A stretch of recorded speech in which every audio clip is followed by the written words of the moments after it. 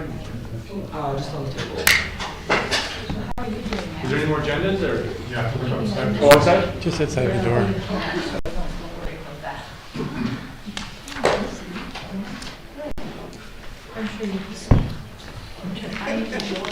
Got my son's guitar back. Or my guitar back. So I'm sitting there staring at me saying, "You play like David Ross. Come on, let's go." Make it happen. Yeah.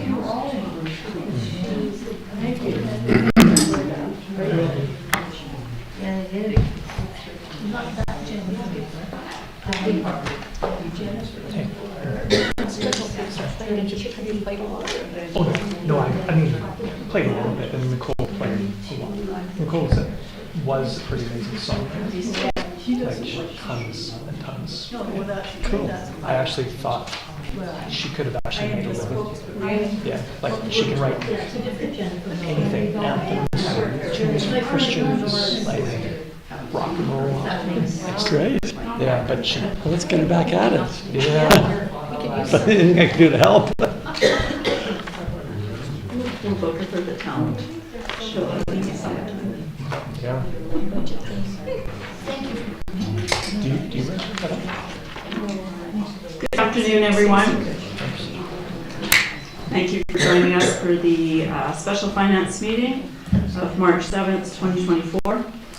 I acknowledge the Shiano and Sauk First Nations on whose land I live, work, and play. This acknowledgement is only one small part of supporting Indigenous communities, and we continue each day to listen, learn, and act to support truth and reconciliation.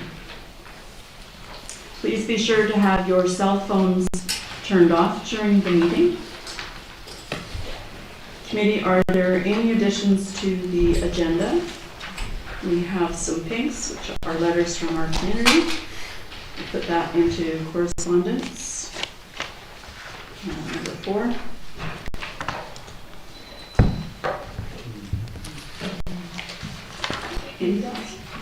Move to adopt Mayor Little, seconded by Councillor Shukin. All in favor? Carried. Thank you. Public participation. Is there anyone in the community that would like to speak? If you would like to, please step up and state your name and the street in which you live. When you speak at the mic, I ask that you be respectful in your presentation to council, staff, and the people in the gallery this afternoon. Thank you. Leonore Davison, 900 Speyside Lane. I have done a little comparison of many of Vancouver Island and the Gulf Islands for the actual fire departments, because I worked with them for 25 years, the volunteer fire department. This may sound a little off topic of touch, but if anyone has ever gone over and gone to St. Paul's Hospital, which is the busiest hospital for downtown, and you've stayed at the hotel across from it, and it has the windows out on it, and every 5 or 10 minutes the sirens come on. So I have done a little example of Eastwood Fire Department. They don't have dwellings over top of there. They have enough for a couple of people staying there. Cedar, which is a volunteer fire department, which I'm sure the mayor knows. We have been volunteers there at that situation for a long time. The young men are volunteers, and then they usually go to the university in Nanaimo, and they're still staying as volunteers, and then they become firemen somewhere. And so I've done one of Nanaimo, because my mother lives in Nanaimo. I've done Courtenay, and I've done Campbell River as well. And so it's very interesting when I presented the fact that we think about building a layer of somewhere for people to stay, especially mothers and children, that people say, my God, the siren would be going off all the time, or some of the time, terrifying for most of the people. And, you know, what are you thinking about, Machilson? And that is sort of a survey of right up to Campbell River and north of a lot of the little places, a lot of the volunteers. I did Cowichan. I spoke to the former chief of the volunteer Cowichan. They just can't believe that you would even think of having accommodation for people. I know it's politically motivated to provide our part for people, but over top of a fire department is insane. Thank you. Thank you.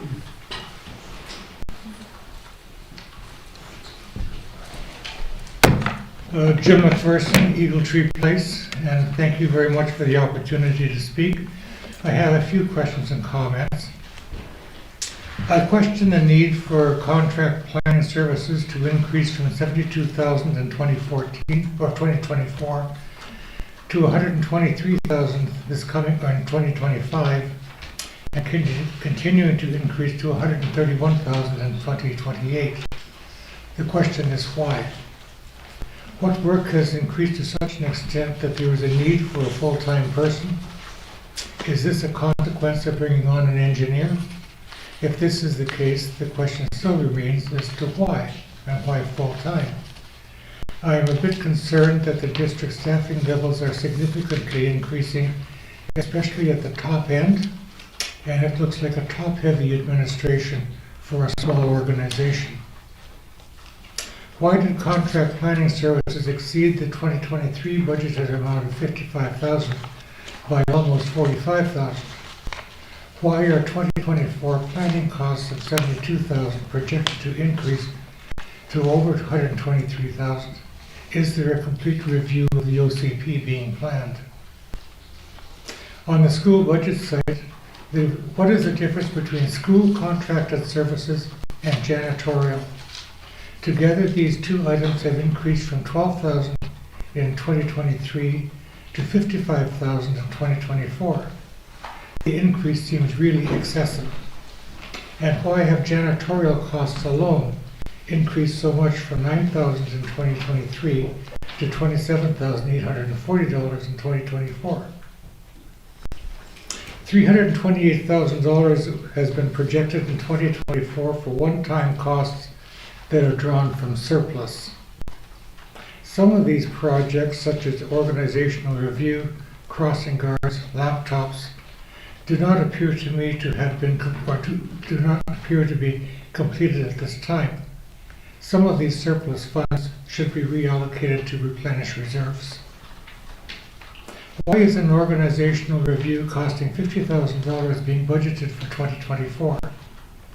Surely, for goodness sakes, the size of the district administration is not so large that council has a good idea of the effectiveness and what needs to be done to address the issue. I am concerned that this, because of the increase in staff, it will require additional support staff to support a top-heavy management structure. Where is the dollar amount allocated for Sue Lynn settlement, as well as the cost for Bob's move? These are taxpayer dollars, and we have a right to know how much has been spent. And why is electronic signage still in the budget, rising to a total of $332,000 in 2028? This is an expense that the district does not need. Regular signage is quite sufficient. Thank you very much.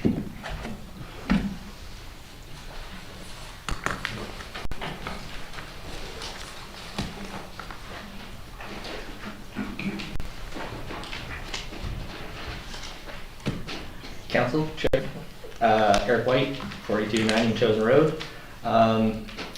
I think I just would like to maybe add some perspective and put forward, like, Mayor Little, she's so correct in that people are our biggest assets, and when she wants to celebrate them with the celebrations, that's fantastic. People are our biggest assets in this community. And I think they are, literally. Everyone here is a people who pays the taxes. They are the asset. So there's got to be a number somewhere where the people balance, there's enough people in our community to pay the taxes. There's got to be a special point where we don't end up with stoplights, but we're all not drowning in our own tax dollars. And I'd love to know where that is, because if that's the asset we're using for financing everything, we should have a real clear understanding of, what's the best place for our community in terms of, keeping it rural and paying the bills. And in terms of the firefighters, they're like another one of our biggest assets. They brought in $500,000 last year by going off to fight fires, and they're volunteers. They're one-time cost. So basically, even if the turnover rate is 3 to 5 years, there's got to be another sweet spot in the number where hiring them and having them dissipate at a rate and come in at a rate where they can have 10 of them to go off to fight forest fires and have 10 of them to hang out here until we have a fire and it's safe for us and we're making money on firefighters, right? It's a one-time investment. And that's the thing we need to really I think is important to sort out is how do the people we have in our community leverage as assets and make us the best bang for our buck. Thank you. Thank you.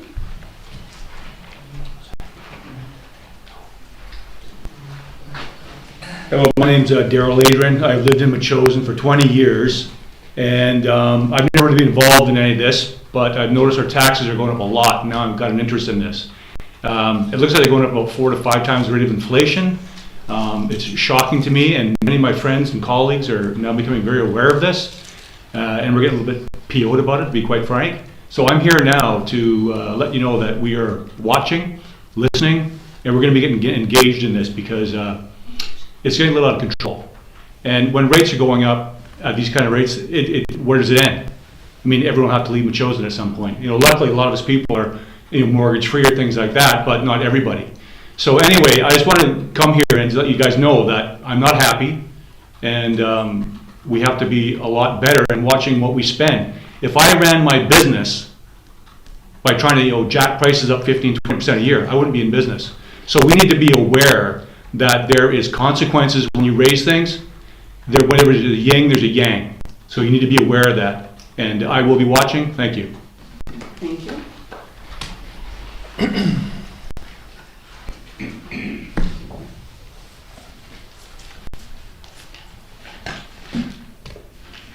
June Reimer, 4730 Machosen Road. I think I lived here. Microphone. Oh, hello microphone. Is that working? Into it. I'm trying. You can bend it. Okay, June Reimer. Well, I have not been coming to enough meetings, and I think that it is pertinent that we all take an interest and be here. So I'm glad that people are realizing that this is their council and that they all should have a say. It's quite helpful that way. I just have a couple of points to make because I heard about the fire hall thing. I might not have all the details, but I read this afternoon in the Muse, and I have to say that the first thing that struck me is if you were hoping to have housing for responders, women and children fleeing violence, the last thing you need are sirens. Like, it just, for housing, it does not make sense. I hear them off Kangaroo and Tiswell, and I grew up with them at Saanishton. It's not that big a deal, but this is really, in my mind, very foolish. I was wondering how many other small fire departments have considered something like this. Again, I do know that there are things coming from the provincial government that we need to look at. But are we actually paying money to do a study to do this without actually getting an idea? How badly does the fire hall need to be rebuilt, and in what frame of time? That's what I would like to know.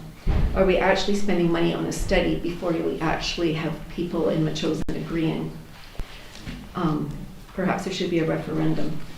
So anyway, trucks, fire hall, that just blew me away that we would do that. We have a school to rent, and we're having enough trouble renting it. I am all for that we bought the school. I'm not complaining about it, but we need to figure out how to do things without hiring a bunch more staff. If we do all of these things, I can see a lot more staff coming in, taxes just continuing to go up. So 15% is what we've been talking about, but once we start this and we build And then we need maybe an addiction center. Well, who are we hoping to bring into the area? It's just a little far off. Once we figure out how to rent the school and make money, then maybe we can look at something else. But a fire hall with grooming and housing and sirens. Okay, thank you. Thank you. Jillian Mayer, Rocky Point Road. I'm disappointed in the Muse article because I think it doesn't represent what the fire hall is proposing. They're trying to get money for a feasibility study grant money so that taxpayers don't have to pay for it. And one of the ways is to tap into housing, which is like a big thing right now. So if you say that you're looking into housing, then you can get money. So it's disappointing that people aren't getting information that's accurate. I'm here to speak on behalf of the fire department. I support the fire department. When I have an emergency, I want to be able to phone the fire department and have emergency responders, first responders, stroke, cardiac arrest, uncontrolled bleeding, fire, someone caught in a fire, accident, farm accident, any kind of danger. I want to know, like, we live in a small community. We're far away from ambulance. We're far away from hospital. I don't want to be far away from first responders.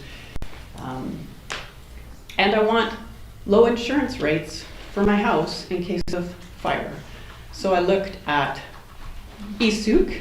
ESUC is looking at having to downgrade their fire department because they don't have enough volunteers. And the volunteers they do have aren't trained at a high enough standard. So apparently they can't go into buildings to fight fires. They can only fight fires from outside the buildings, which means that their requirement is only to protect the fire from spreading from one property to another property, not to save the actual residence or building that's on fire. Well, I would like the firefighters to be fighting inside my building and trying to protect my home and my property. If you don't have enough volunteers, your fire department doesn't have a rating high enough to do that.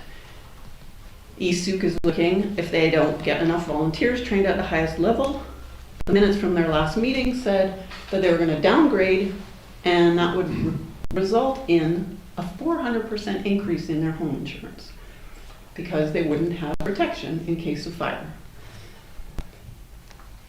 Our fire department works really hard to make sure that we have hydrants, that we have volunteers, that we have well-trained volunteers that can go inside houses and fight, that they have training opportunities to fight in other districts and to deploy in the summer so that they can get training, so that they're at the highest level, so that our insurance rates are at the lowest level.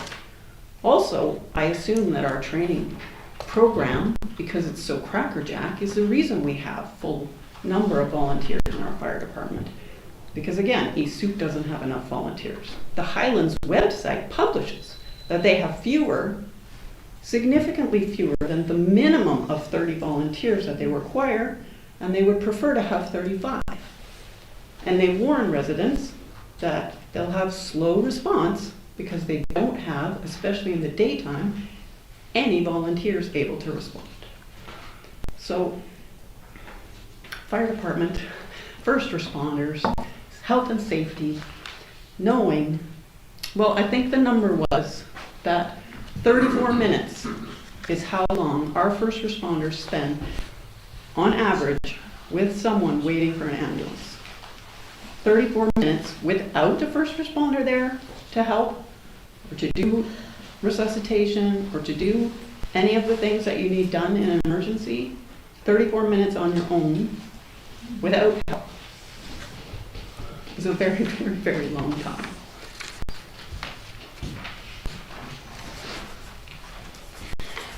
Barbara Swatsky, Kabir Road. I don't think anybody is talking against the fire department. I think we've all got very high regard for the training and the people who give their time there. The problem is the scope of the building. Once you build something like that, you have to maintain it, you have to staff it, the costs are going to be astronomical. We're a municipality of 5,000 people, which we all say with a bit of a chuckle. Colwood isn't that far away. yes, it takes a while for the volunteer fire department to get to a house. But quite honestly, Royal Bay is not that far away, and there are going to be a whole lot of suites in there for rent. I look at Royal Bay as the buffer between the city and Metchosin.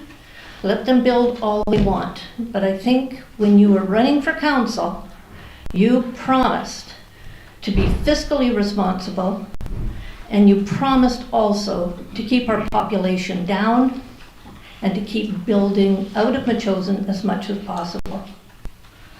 And I really wish that you would just try to save some money and try to stop spending money, because most of it isn't needed. Thank you.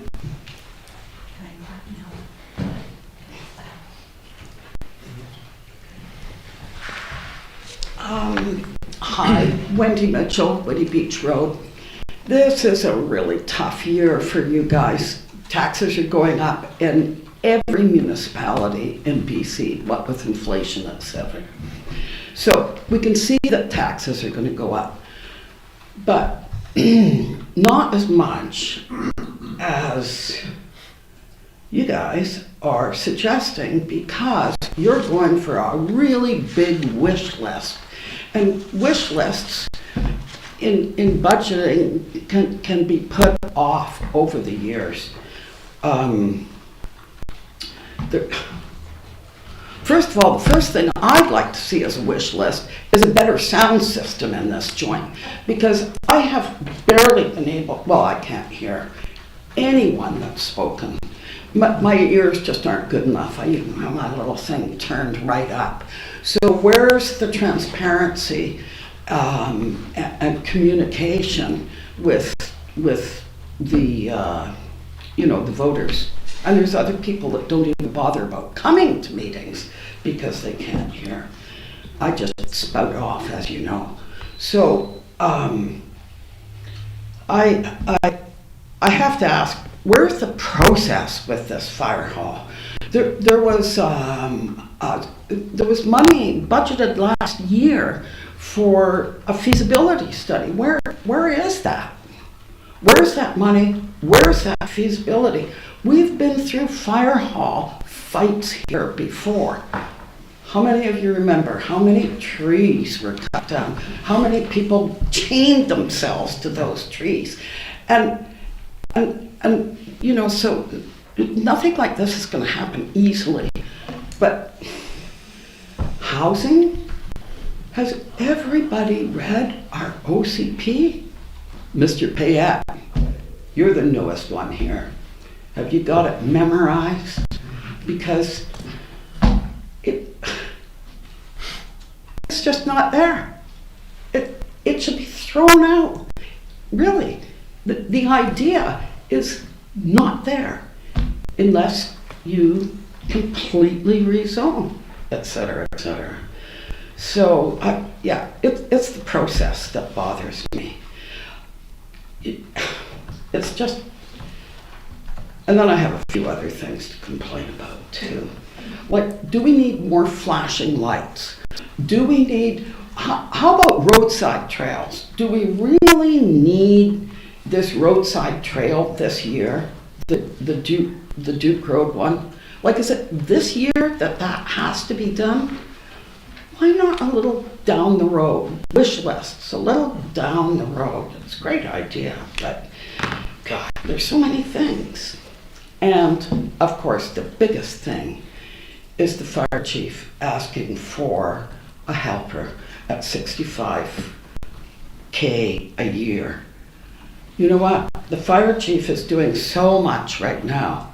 Maybe she should just stay in that office and do a little delegating. Maybe not take on so much. Because we can't afford that. We can't afford it. We can't afford it this year. Maybe another year. That's all I can say. Rein yourselves in, folks. Think about it. And we certainly don't need housing over a fire hall. It just doesn't work. We don't have the plumbing. We don't have, well, the sewers, I meant. We don't have There's no place for people to shop. It's ridiculous, just ridiculous. And besides, Metchosin has always had secondary suites, and now we have secondary housing. So how many of you have suites in your house that are not being rented out? No, firefighters can go in there. Thank you. Thank you. Anybody else?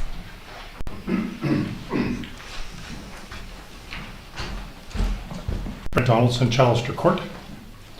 I've attended council meetings for over 30 years, and certainly in that time frame, I've never experienced or witnessed any council pick on the fire department.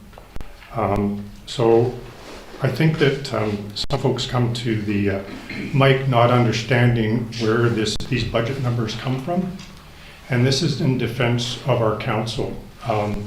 You receive a budget, and this year it started around 15, and now it's 7.1. It sure would have been nice to be there before now, because what's happened is these folks are here because everybody's looking at 2 digits, and now we're down to 7.1. That's awesome. But couldn't we have started that way in the beginning of the year with our wants and our needs and carve things up and not put you guys in a bad spot? You guys are in the firing range here. It's crappy.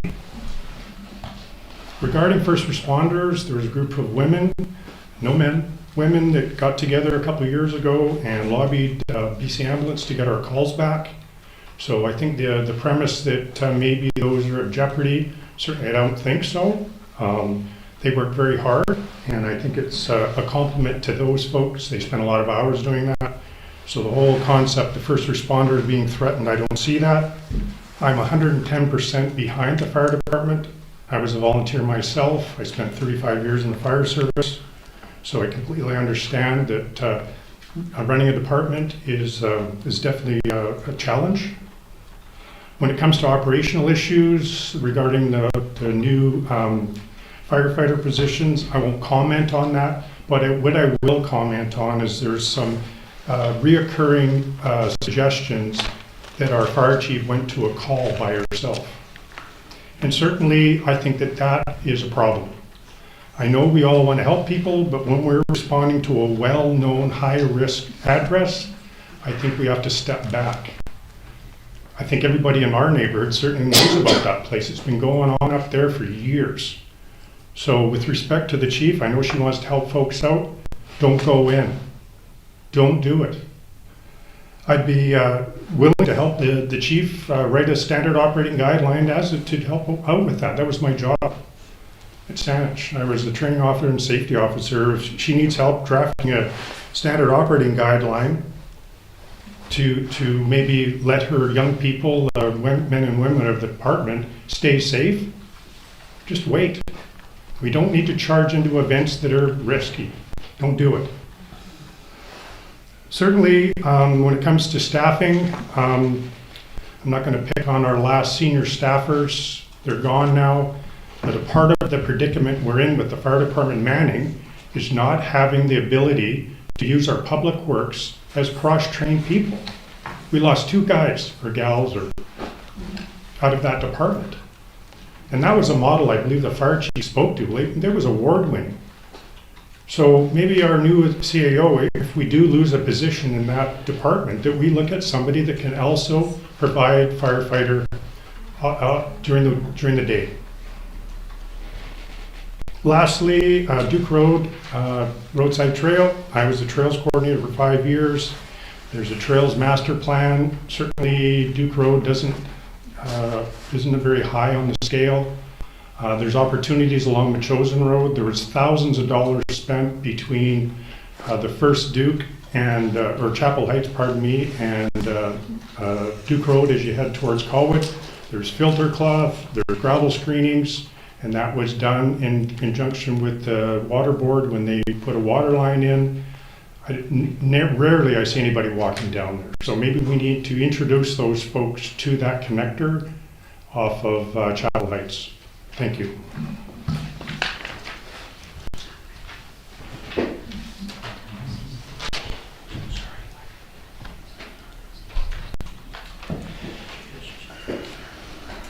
Avril Yolcom, Windfall Road. I don't know if I ask this now or partly through the budget. I'm really pleased to see the school used again for courses. But I'm having trouble with the budget, finding the revenue and expenses for those courses. So if you can answer me now, or budget time as it's discussed, would be great. Thank you.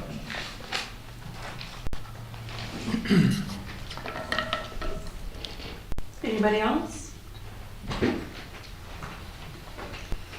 Okay, seeing none, we'll move on to the next part of the agenda, which is the reports on page 3. The 2024-2028 draft 5-year financial plan. I ask the CAO to give this report, please.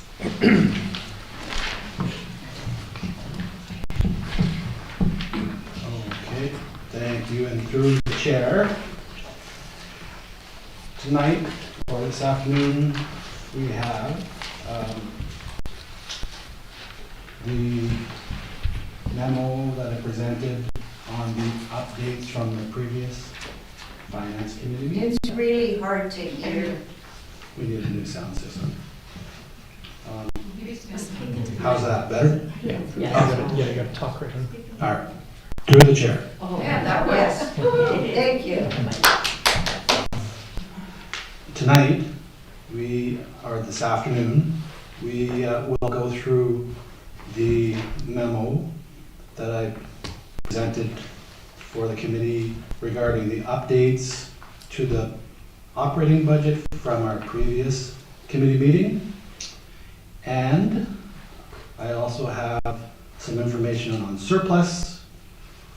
We can discuss one-time items and the capital budget worksheet.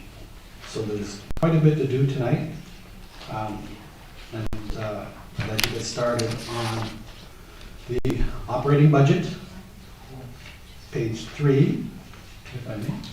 3, yeah. Okay, so based on our previous discussion, there's 4 items that have been amended in the operating budget. We have been able to revise some revenue estimates upward based on current information. So that would be investment revenue. So that's our return on investments that we're receiving on the better interest rates that are out there these days. So that's $50,000 up. And then we decided, or the council decided, to look at changing 15,000. I might be getting ahead of myself. So the salt and snow budget, we reversed 15,000. So you'll see that in the budget. Building permit revenue is up from basically doing a little review on the revenue from last year. And the vehicle recovery chargeback, we have reviewed that line item with 2023 actuals. And the technical issue, we're showing the Housing Initiative grant money in a separate one-time account rather than adding it to the planner contract. And so the total net reduction in the budget is $30,000, as you can see in the memo. So those are the changes from the previous meeting on the operating budget. There is one item I wanted to talk about that I was able to look at, which is on page 25. And if we can go to that page. So now we're starting to receive all the requisition information from CRB and the West Shore Recreation and Library. And actually, I think Councillor Gray had this question. Good question. So for the West Shore requisition, Last year was 132.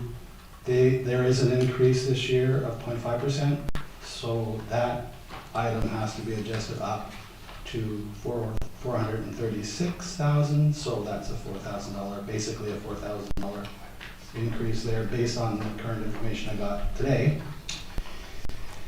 And the library requisition, I believe it'll be similar, about 0.5% increase, but I noticed that we were over in the shared cost from our projection last year, so I'm recommending at this point that that amount is suffice, but if I get any information more next week, we can discuss it, but I believe that we're okay on that line item for requisitions. Other than that, no changes from previously. Okay. Okay, I ask the committee for some input on anything that might be outstanding for you on our operating budget. Councilor Gray. Thanks very much, Chair. I'm just wondering about this reduction to the snow clearing budget of $15,000. Since the last meeting, I took a look through some of the records we had, and I see that our interim CEO was advising that we actually increase this budget this year in order that we feed the reserves, because the reserves are down and the reserves are used in the event that we have a lot of storms, we have a place to dip for money. And so I'm not entirely clear whether or not we should make that reduction. I realize it's recommended, but I found that memo since the recommendation was made. So the idea is our reserves are depleting. If we have a bad snow year, we won't have the money. It's something that will repeat during our meeting here. I'll be raising it a bunch of times about different dollar values that have been so severely reduced. Some of them are much more marked than this. And then how do we deal with keeping our reserves in balance? I wonder if you have a comment about that, Mr. Payette. I don't. I mean, the last time we met, we talked about the snow clearing budget, if I recall, and we analyzed it over a 5-year average, if I remember, and we came up with a figure that was more suitable. There is a reserve in place if there's, a nasty snowstorm, if we go above budget. So I don't know what else I can say about that. But I can take the question and review it. Sure, I guess it's the memo dated June 24, 2023 that suggests that given the relatively small amount in the snow clearing budget, we should perhaps be increasing the snow clearing budget this year in order to, because if we don't use the money, it'll go into the reserve and feed it in for next year. And so I think that's worth a review. Idea being here, of course, that I'm, like others, concerned about our tax rate and keeping it as low as possible, but at the same time, making sure we don't cut the services that our community so enjoy. Councilor Shukin. Thank you, Councillor Donaldson. I have to say I'm comfortable with what Mr. Payette has proposed in terms of the snow clearing budget, and at some point there should be a bit of a methodology that we apply to doing things like projecting for unknown costs. So I'm comfortable with where it is. I'm looking at the reserve report from last year, and this may be dated, but I think it says here there's $70,000 in the snow clearing or snow and storm reserve. Maybe that's gone down a little bit, but to me that's that would be a healthy figure in terms of getting us through the first year, and if we had to build it up. But it sounds like it's almost something we should do on an ongoing basis, is what is the running 5-year average?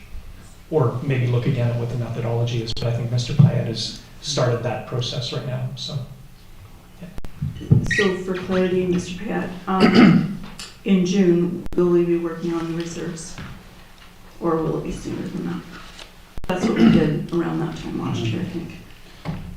Well, I already started working on the reserves, so that's fine. To be honest, it's myself and our analyst. so we're working on them now. And yeah, engineering can most definitely go through the reserves of the committee. Myself too, I need to learn more about, I know what's in the reserves, but I need to get through at least a year to understand fully what a full operating budget means to the district. But in the interim, I believe we're in good shape with our budget, and there is good reserves in place. My thought is to project out 5 to 10 years on reserves, like it is with council. So that'll just take a bit of time. Councillor Gray. Maybe my suggestion, and we are, of course, down, as you're pointing out, Councillor Shukin, through the chair, at $70,000, and we're meant to be somewhere between $100,000 and $200,000. So with we can always say, well, we'll change that to fit the circumstance, but I think the numbers were set up previously in order to keep us in a good situation. So maybe my suggestion would be to, when we look at the 2025 budget, let's add that money back in so it's available next year to feed our reserve and to go forward. We'd have the experience then to know what's what. So if the committee's okay with that, I think I can live with that. Just make sure we put it back in so we see what this reduction this year means to us. Mm-hmm. Then, if that's agreeable, then the next item would be the signs budget. I'm not entirely clear on this. We have the additional $15,000 for signs on page 22, I think. And we also have an additional $20,000 for electronic signs. And we heard from, I think it was Jim McPherson, they're asking about that question. And the $20,000 climbs all the way up to 2028 when it's $332,000. Could we get some clarification just about that? The signs particularly, do we need to increase by 15,000? And then the second question is about electronic signs, both the $20,000 commitment and then this larger commitment in years out. I can maybe tackle that one. Yes. From my knowledge so far is with the staffing and the cost of maintenance of the electronic signs, we have allocated a line item on their timesheets so that if they're spending time driving out to a sign, repairing it, and then driving back, that's accounted for now on their pay sheets, and that's why there's that funding there. So that's the offset. And I believe the $15,000 is set in place for potentially some new signage, if I can recall. Is that correct? Councillor F, do you have a comment on that? You're the sign person.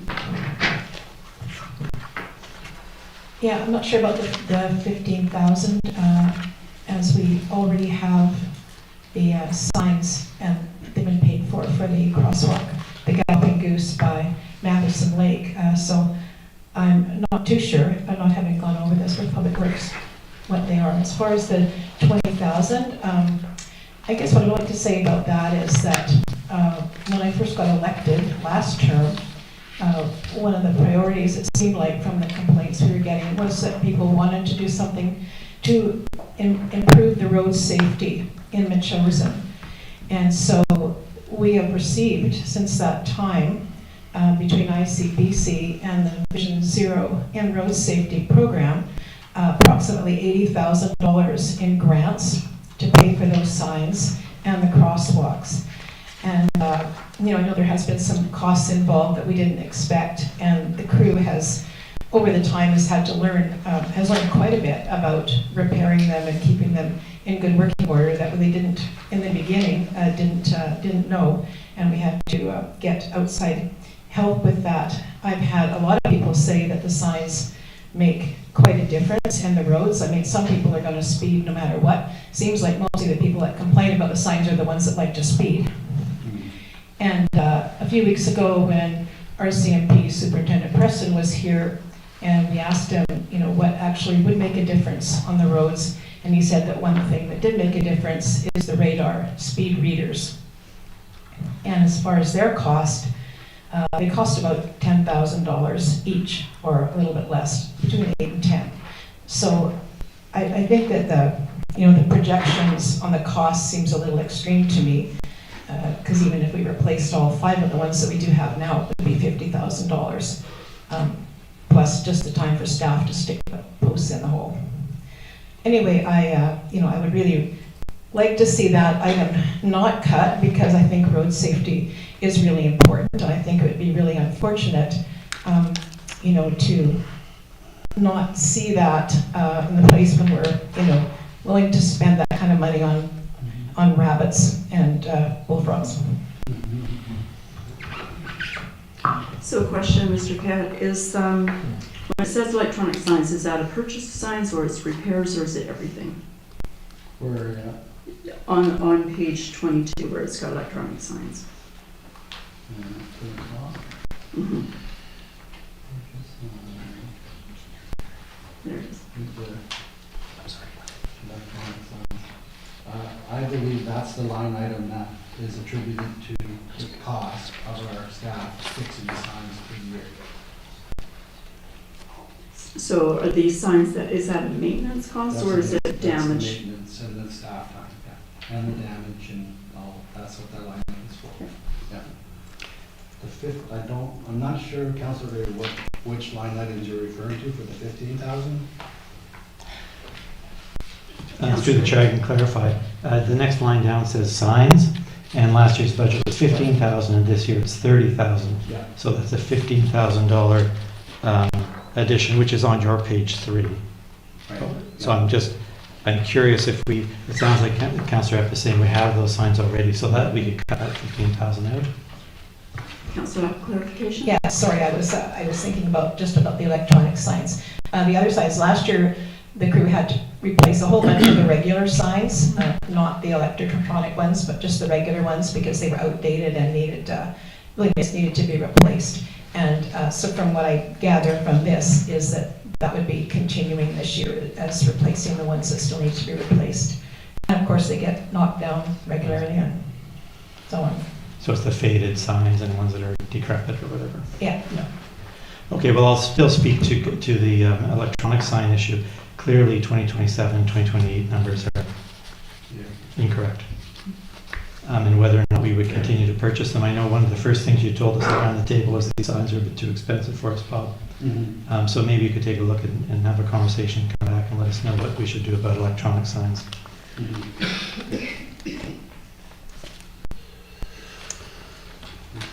And I might just ask a different question. We'll get into it a little bit later, but the numbers on planning one time on page 3, you've got $172,000 and $854 in and $172,854 out.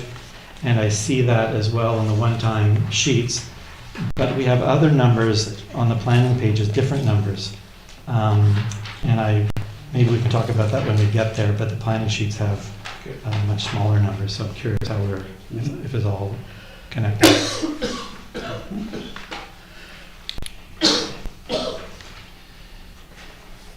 Did you want to talk about that now while we're in the operating budget, Councilor Gray? Sure, you can look to page 23 and partway down the page at item 2610, 2700's contract services. And we see the number now has changed. It used to be $245,000. Then it cut down to 172, so now it's 72. And I'm just wondering, there's still an increase from last year's $55,000. And would that be in relation just simply to a rate increase, just that the planner's services cost more? Go ahead. Yeah, so the contracted services line item for the planner, it includes the additional hours planned for 2024 for the work on housing, the housing legislation. So that I believe is why there's an increase. So from 1 day to 2 days a week. I might offer that appears a little further down on the one-time housing initiative, 172,864. So I think that's accounted for there. And this is simply an increase of the contract services on, if you will, the base services. And I wondered, maybe it was the rate increase or something. Anyway, that's one to learn about a little bit more because the numbers are uncertain.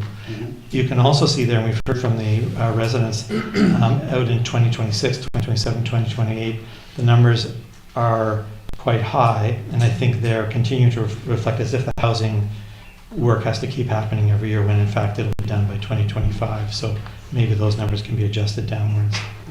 My other question on the same issue would be item 2220, planning legal, about 4 or 5 lines up. And it shows $20,000, which is unchanged from previous meetings. But I believe the increase from $6,000 last year to $20,000 this year, or 2024, would be included in the 172,864 down below, a one-time cost. So perhaps that number could be adjusted downwards. Possibly, I'll have a look with that. Thank you.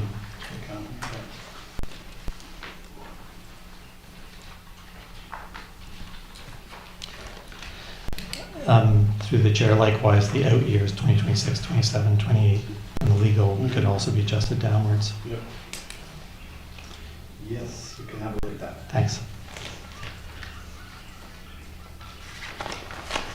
Anything else in operating? Okay. Councilor Gray? On other sheets of the operating budget? Sure, we're here. Okay. Well, I want to say thanks first to our CAO.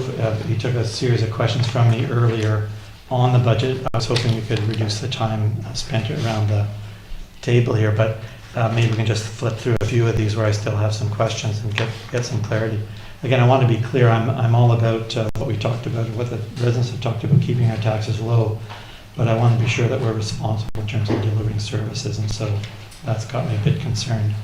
I'm seeing, for example, if I'm reading the sheets properly, we've cut $200,000 from our public works budget, and we've added $100,000 to fire department. So we're taking money from public works and transferring it over to the fire department. And I'm just anxious that some of these things are going to come back at us next year, and so they're not reflected yet in the budget for next year if we're just moving money over. So the first question I would have would be on page 11, general government.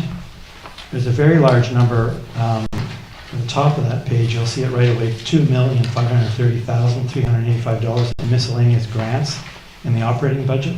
And I wonder what that number reflects. It could be, although I don't know, it doesn't seem to be the correct number. It could be the Growing Communities Fund, but maybe it should be noted somewhere else in the budget. It's through at the top. Yeah. It doesn't have a number. 2023? Yes, Mhm. the year to date.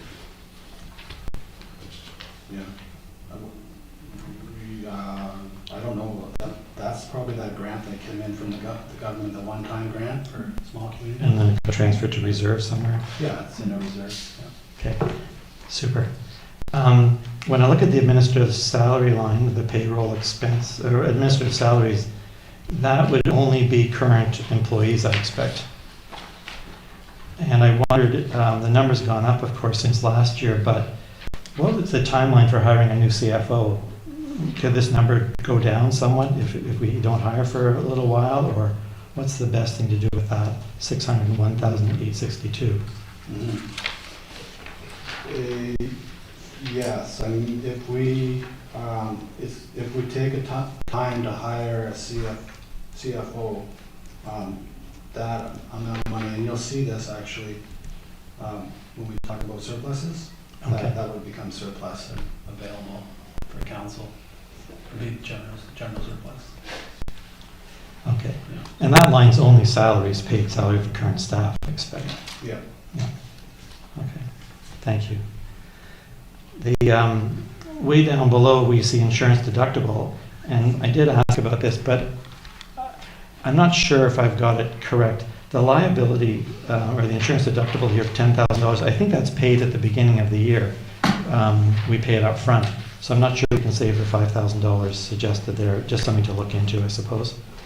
I don't think we can answer it right here, but our contract, I think, is that we pay it up front. So the $5,000 reduction doesn't necessarily work for us there.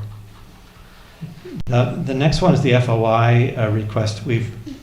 It's $10,000 last year, and budgeted and we spent $22,688. In the first 2 months of this year, we've had a request that will cost us $10,000 right off the top. So I'm concerned that $20,000 isn't going to do it for us. You know, this is something we talked around the table here. I've thought, is there something we could do to change it? I think the consensus at the table is there's nothing that can be done. Simply spend the money. So I think we should probably return that to a higher number, as we've already spent half of it and we're just a couple months into the year. I wish it wasn't an expense, but I recognize the importance of FOI. The last meeting was, we had it at 25,000, so we reduced it by 5. I wonder if any of my council colleagues would like to talk about that. Maybe what do you think? Do you think it's okay? Mayor at Little, is that enough 20 or money? 25? Given 2 months, we've got 10 grand already spent. I don't know, I mean, it's not something that we want to spend, it's we're obligated. If FOI comes in, we must honor that. I don't have a crystal ball, so I don't know. Taking the advice of our CAO that this will be enough, hopefully. Councillor Shukin, you have a comment? I'm supportive of keeping it at 20,000. The one thing, as I recall my FOI training from way back when, is there is the potential of negotiating or talking with an applicant to hone in on what it is they want and even find what information may be available that doesn't have to go through an FOI thing. So if we run into a situation like that, that may be a route that we can take, again, to reduce our costs. So, yeah. To have the contractor spend, we'll still have to pay for the contractor, but maybe reduce the cost a little bit. Mm-hmm. Okay, I just want to raise it because it's a bit awkward thing to get into when there's some significant cuts here, so we won't have the same kind of surplus or money's available, I don't think, next year. The next one would be the janitorial contract on the next page, 2715. And I see that number, we had a budget 18,000 last year, and I sort of recall that there was going to be an increase in the hourly rate for the janitorial services. There were some discussions earlier this year, and I just wonder if we were meeting our contract need there. And I know last year we had something, but if it's just to be certain of that. Yeah, confirm the contract. Thank you. Then the prepaid taxes, we know that number is probably, well, this is when we have to pay the interest to individuals who prepay their taxes. We went from $4,000 budgeted to $10,000 last year. We only have 7,000, and I think you're going to look into that and find out, but I guess that number will have to go up. Yeah, I'm just waiting for staff to return, so I can ask that question. Perfect, thank you. So the next sheet's the fire department, and I want to acknowledge we had a lack of correspondence on this, and we've heard from residents here at the table this evening. I'm a real supporter of the fire department, but as a council or council members, we have a different role than just support or not support. We need to take a look at what's there, ask questions about value for money and what options there are. You know, job one is fires and medical response and helping out in car accidents and those sorts of things. But I'm just wondering what the best course of action is here. The fire department request is a $100,000 add to our budget, so 2.75% of our tax increase. It's offset, as I said earlier, by pretty large cuts to public works. But we heard, I don't know, it was the last meeting, about the idea of some of our firefighters attending solo to situations. And I guess the next day or the day after, I sent a note to the fire chief and to council saying that just can't continue. I agree with what we heard here from the table. The safety of our responders is paramount. I've worked a long time, as people know, in the healthcare system. We just don't do that sort of thing. It means less ability to respond, perhaps, but safety of our volunteers and our employees is more important than responding earlier. But when I look then at the question of how we might do things differently. There's some big numbers here. The school manager, adding an FTE, when I read about that, I was hoping that we might get some information on what are our response times today? What will they be tomorrow? What problem are we solving? Is it daytime or nighttime? Just a document that would tell us about that so we could make judgments on these things a little bit better than simply, it's a good idea. So it turns out that's a bit of work to actually find out what problem we're fixing and how, what will change if we bring on a new hire. But things like a full new hire, or taking on school management, the school management's probably a temporary thing, but the employee's permanent. So I guess I'm concerned about that. Or if they're doing things like fire prevention education, aren't we doing that these days through FireSmart? Just a bit more understanding. We did have the one memo, but that arrived at a meeting, and I don't think it answers the kind of questions that or the understanding of the service to put such a significant addition of finances to our budget. But going past the one FTE, which is the $65,000 cost, I look at the something like the fire department honorariums, and they're listed here as costing us $12,000, but the fire chief has told us it's actually $14,400 per year. So that number should be increased if we're going to meet the needs of the request. So that would be one number that could change. That's going up, of course, not down. The next was the question of the fire hall telephone service, which cost $9,000 last year, and we're only budgeting $5,000 this year. We'll need to look into that further just to see what's going on. I know you reviewed all these numbers with the fire chief, but it looks from the notes that we've got that some of them are surprising even to admin about where they're at. So if we could figure out the right number for the telephone, that would be a good idea. I wondered, the software maintenance has been reduced markedly. Is the licensing for software, is that covered somewhere else, or is that decreased over time? Or I wondered if we know the answer to that. We can check possibly. The next one down is office supplies, $11,000 last year and $2,000 this year. And the suggestion is maybe the $11,000 number is wrong, but otherwise we're going to run short of office supplies. And I think the fire department deserves what they need in that department. The firefighters' allowance, I guess there's a $3,000 reduction from what was spent last year in the budget. So I want to be sure we're supporting that group adequately. I think the answer was that not a problem, except we're actually going to provide even less than budgeted last year. So it's really a drop of more money. I know the fire chief and our hired staff will be recused from being involved in the housing MOU. That was said the other night.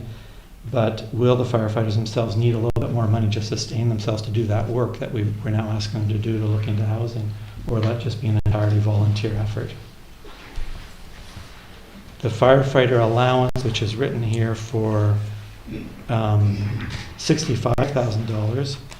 We spent $69,000 last year, and I see the ask has dropped now to only $47,900. So that number 65 could drop down to $47,900 from the latest information from the fire chief,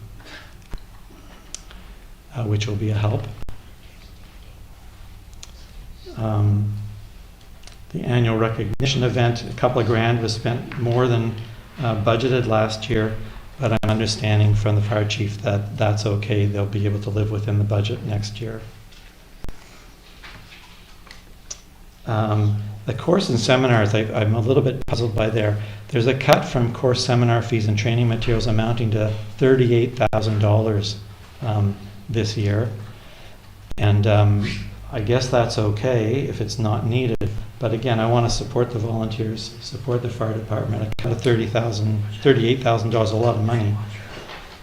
I'm wondering if we're not spending it this year, should that number be added for next year's budget so we don't lose track of our need to support our volunteers. This is an area, I know it was debated a little bit at one of our other meetings, do we really want to support the volunteers? I happen to think we should, and and I want to make sure we've got the money to do that.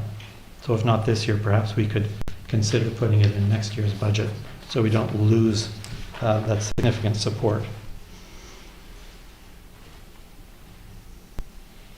The next one was the building equipment and maintenance. We're cutting that budget by $2,000, but we required all of the $12,000 next year, or last year. So if we're intending on doing less maintenance this year, maybe we want to boost next year's budget by an amount, just so we don't lose it again. That's a $2,000, would add $2,000 to next year's budget and ongoing, of course. I looked at the firefighting equipment and can see that there's a cut there of $5,000, and I think the fire chief is going to review that, and I'm not sure if that's advisable.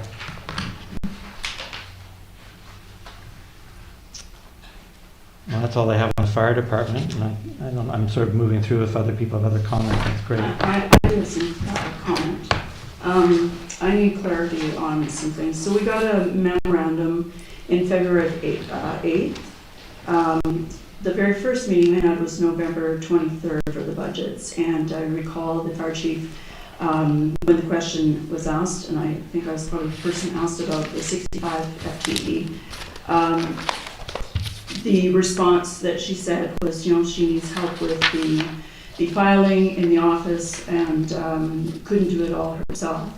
And so then fast forward to February 8th, we get a memorandum that lays out a little bit more detail of what is involved and what we need.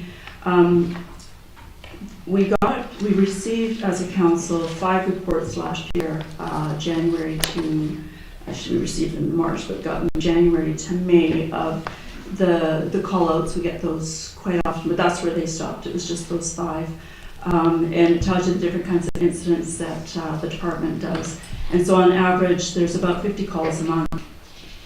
And now we look at this, and so that is times 12, that's 600 calls, varying calls, most of them medical. On average, 5 calls are fire related per month. And so in the memo that was sent out, there's quite a range from 580 calls a year to 712. However, we don't have any stats on this, at least I have not seen any. So there's that. And then we hear about the solo response, which is frightening. I do know with other types of responders, they do go in pairs when there's knowledge of risk, or they wait until there's backup. What I'm struggling with is trying to figure out what the firefighter allowance is, the wages of the FTE, and the request for 2 persons at night.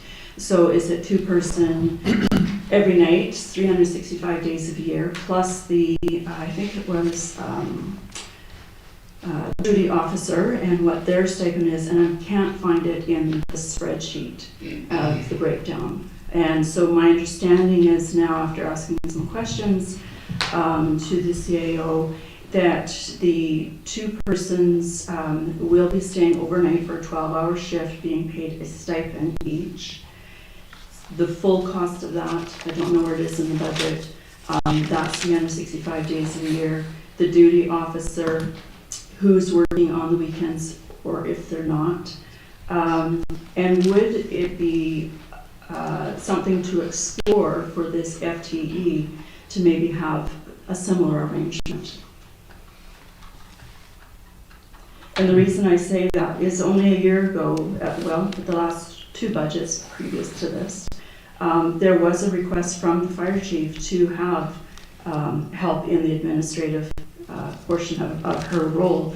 Last year it was $8,500, and we forewent that, and here we are now. It's a full-time, paid, full-in benefit job, and I don't know if there's going to be enough work or not, but I do recognize why we're asking, or being asked to have another person. But can we explore this further? Is there enough work? Is it filing all day? Is it fighting fires or mowing lawns, or what is it? I'm concerned that it goes away from just firefighting seeing as how it's a union contract and they'll be very specific. So I have a couple of outstanding questions as to how the memo actually plays out and who they are, like as far as rules. Is it the firefighter allowance, or is it something different? Is it something that's coming out of salaries, or where are the monies coming from, I guess, is what it is. Because this budget on page 13 hasn't changed too much in numbers compared to what I'm seeing for the February 8th requests. So if we could have some clarity on what that actually looks like and some background information. We do have a contract with Dispatch Saanich that could give us our call-outs, times and responses, if that's even a concern. I know that it has improved because of the callback campaign that we worked on. Both Mayor Little and I sat on that team of women. And I'm really pleased to say that we are using the trained people that we have right here in our community.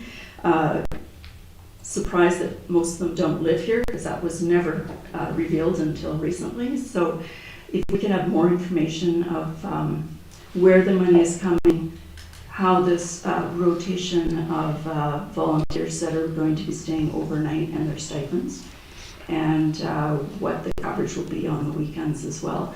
And if that can be somehow worked out with the FTE, can we forego a full-time right now and go part-time, or can we have a stipend situation in daytime? Councillor Schiffman. Thank you very much, Councillor Donaldson, and through you, just another question on firefighting and the matter Councillor Gray raised about training and the reductions here. And I wonder if, I don't know whether we can ask the fire chief to address this at all, but I don't want to short or suggest we short the firefighters in terms of training materials and supplies, because I do see, like Councillor Gray pointed out, it's gone from 38,000 to a steady, basically 15,000 over time. So if that can be managed, great. If there's something we're actually losing around that, maybe that's something to rethink. So.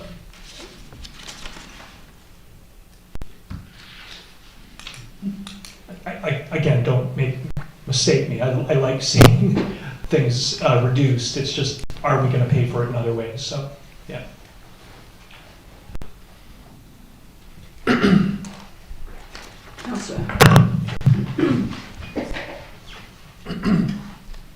Well, as was mentioned earlier, is that the big difference in the ability of the fire department to answer calls is the fact that we now only have one firefighter on the public works crew. And that's made a massive difference in the ability to answer daytime calls. And so I just want to speak again about that, because I think it's really important. As I mentioned on Monday, our department is quite low staffed compared to, for example, Salt Spring, which has just over double Machosen's population and 12 full-time firefighters and 3 fire halls. So, and as far as the budget, I know that the chief and Mr. Payette went over the budget, and I kind of have faith that between the two of them, they know how that, are satisfied that things have worked out satisfactorily to the fire department, and as far as council's concerned, at least as far as I'm concerned. Thank you, Councillor. I agree with you. I have faith in our staff as well. However, I would like to make an informed decision, and so if I have the numbers in front of me, it helps me better to understand how the stipend rotation is going to work, where the people actually are. But the numbers on this spreadsheet aren't indicative of that at this point. Or maybe somebody could shed light on that. Councillor Gray. Yeah, I get the point too about the public works issue. It's just rather having a sense of how this is organized, the deployment would be useful information. I think that we're only here because we're being asked for money. Otherwise, it would be all dealt with by staff. We have nothing to do with it, and it'd be set up. But when we're being asked to put money in, then it comes to us and we look at the materials and say, I don't quite follow how this works. So just knowing how it works would be a help. As the discussions that occurred before the cuts and reductions were made and the increases, we can see from the response to my note that, in fact, there's a lot of questions from the fire chief just about how these numbers work. So I'm just concerned that that be looked at one more time to be certain that the reductions are reasonable and that the increase in spending is reasonable simply from the operations side. And then it's the deployment is the other issue that you're speaking to that I think would be helpful. Salt Spring Island is a little bit different than here. We have Colwood next door, Langford next door. We have mutual agreements. They're a little bit more standalone. But I take your point, comparisons to other fire departments is very relevant, and we want to do well with the group that we've got here, that's for sure. Okay, anything else? Sure, I'll jump to the policing question next, I suppose. So, does the council recall that last year policing wasn't in our in the package like this? It was a separate discussion that came up afterwards, and we said, okay, we've got the reserves available. How are we going to use the reserves? This year, the policing budget is right in the middle of our budget, as it should be, because now it's part of what we're doing and it's part of our protective services. But I'll point out, as I've done before, that we're zeroing out. So we're seeing no tax increase for bringing on the police. So I might just first say the public are expecting a tax increase from the police. And so where is it? We have a reserve, a 5-year reserve, and I understood, thanks very much, Mr. Pyatt, for the quick response on all of these questions that I'd asked earlier. And you've taken care of a bunch of them. But on this one, we're in year 3 of the 5-year plan. And the idea is that we're going to use the reserve money to cover some of the cost, but we want to actually have some tax increase this year to help pay for some part of the police. Let's say a 3% increase related to the police services. That means that we would then have received the income for that this year. Next year it'll be built in next year. And then next year we're going to want to see a 2% increase or whatever in order that we build it in, and the reserves are actually used for the purpose they were set up for, which is to have gradual increase in our taxes, not just them all to shoot up all of a sudden. And so we're not there yet. When I see it zeroing out, it means we're not using the reserves properly in terms of softening the blow. So we do need to get to that sooner than later. Through the chair, Mr. Pyatt, you suggested, well, let's evaluate it after the budget, after we're done. I think while it is a bit challenging given the nature of the RCMP's planning and how they sort out and do their hiring and their year end, I think is different than ours. We do need to do that work. Otherwise, I fear we'll be in the middle of summertime and maybe we need to, have a new review the budget, but where is the tax money at that point? We're past the point of the taxes. So I'd like to get onto this now, and with our finance officer returning, we can, or not finance officer, but finance admin, we can probably get on that. I just can't find the sheet of paper that we used last year that showed us what we're expecting to do last year and this year. But I would like us to have a tax increase there in order that in a few years we're not looking at like 8% or 10% or something just for police. So that's just a thought, get that done. The other would be, I don't know the planning for the RCMP building, but we'll have to put money in at some point for the new building in Langford. And whether we do that with a reserve now or put some money into a reserve, I wonder if you might consider that. Just it's going to be new cost to us, and whether we should start collecting money for it now, I don't know, but your opinion of that might be helpful.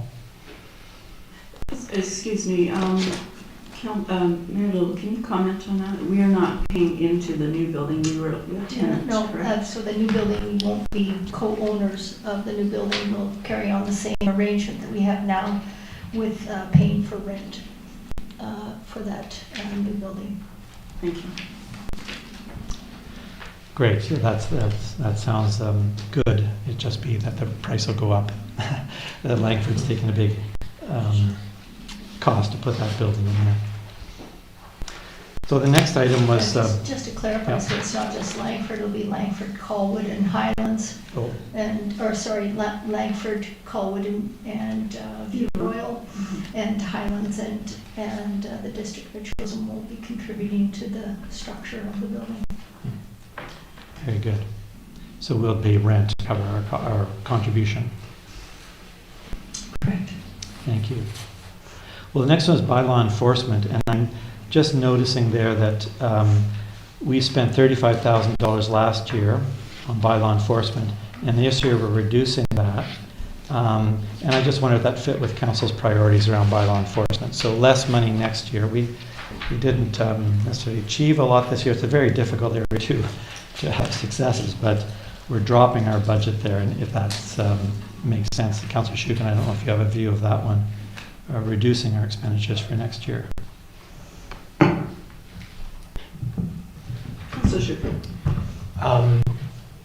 Thank you very much, Councillor Gray. I do have a perspective on this. I feel like it doesn't really matter to some degree how much you spend on wages, contract staff. It's the will and the determination to enforce that is really what is going to create, the opportunities for enforcement and actually doing it. So I'm fine with staff's direction and the move on this. So thank you. Thanks very much, through the chair. I appreciate that. We'll just ask for less legal help this year than last year. If we proceed that way, I imagine legal costs will be going up just on the hourly basis, but we won't be able to use as much legal services as we did last year. Now, we do have money in administration for legal, but that's the two budgets are separate, and when we give approval at the end of this process, you can't mix the two. They're from two different departments. I think we had earlier, there were proposed cuts to emergency services, but we're not doing that. Those cuts have been withdrawn, I see on page 19. So while I understand people are trained up, we're going to leave those numbers the same, and that's okay by me.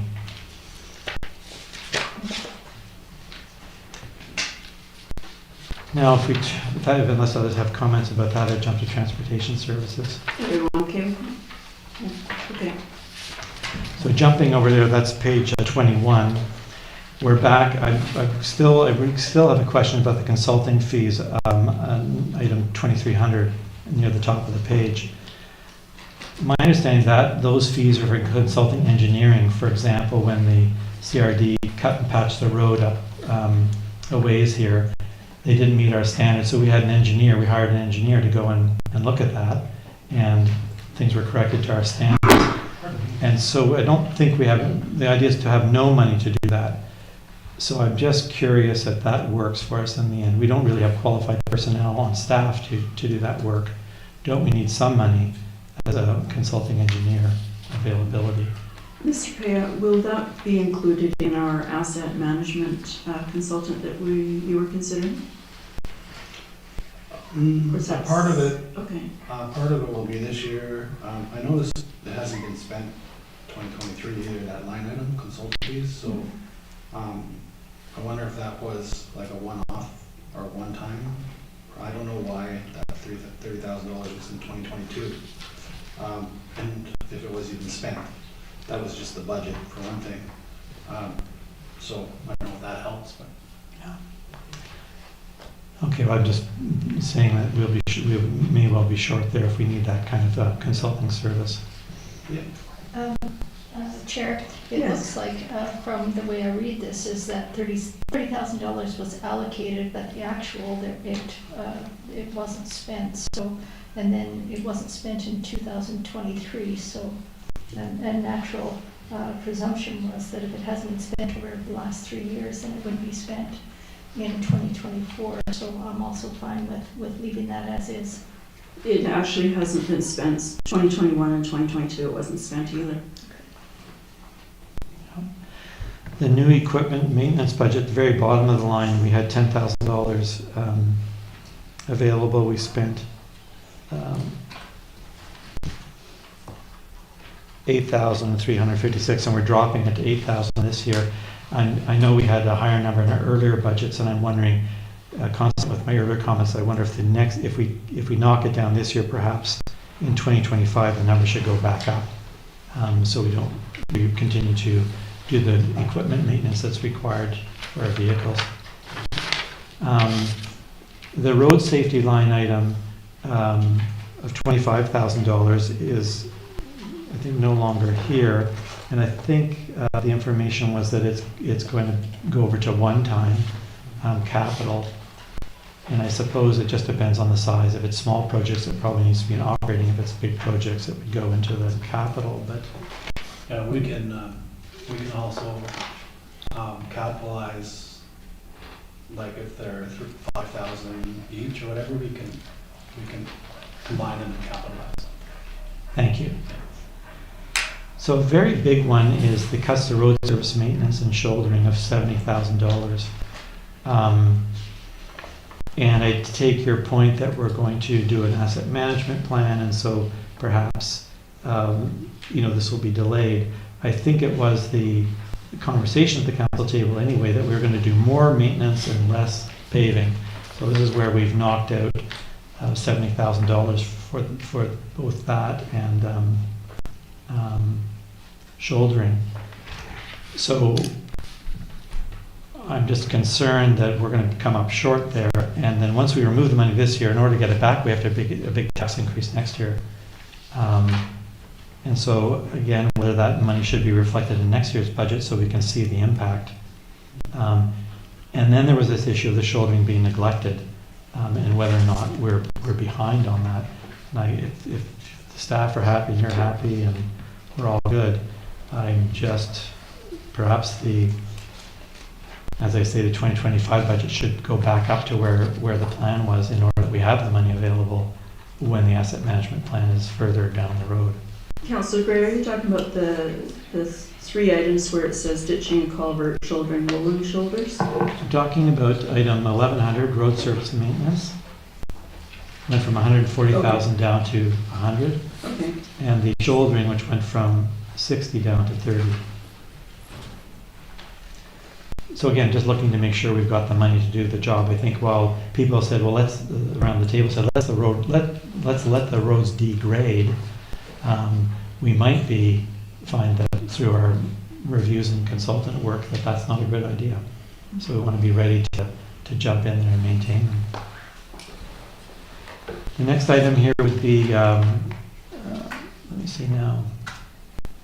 Well, we talked about the electronic signage, and that's a 0.6% tax increase to fund those new signs. And I understand there's some possibly benefit there, but we're also hearing people don't like them and people are knocking them down. Whether we want to keep spending in that regard is a question for council. I guess I'm on the side of not spending so much on those anymore. Neat idea, but didn't really work out in terms of people pushing them over and having to replace them and damaging them. Through the chair, I was wondering maybe Councillor Eck could comment based on the expertise from ICBC. Am I not correct in assuming that they were suggesting these based on the data that they have? Yes, that's correct, in their road safety, and that's why we got the grant money from them, is because they promote that as helping with road safety and with speed. So I think I explained it all before.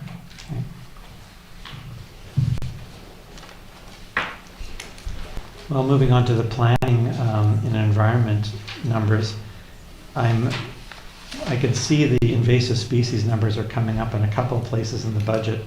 So that right now we've got the $22,000 proposed in 2024. 20,000 of that is for rabbits.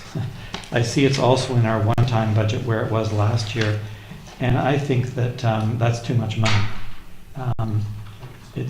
So I'm wondering if we should remove it from here maybe and put it in the one-times, but reduce the figure overall. Mr. Pierre? I'd like to speak to this one. Sure. So the contract from last year, I've done the same contract for this year for starters. So whatever we paid last year, we're starting off with the same amount this year. It's because, you know, council can, you know, hope for a lot of things, but it depends on the contractor and their time and their availability as well. So he's agreed to match last year's time and effort, and then we're going to like reassess on requirement for if we're going to spend any additional money on the rabbits.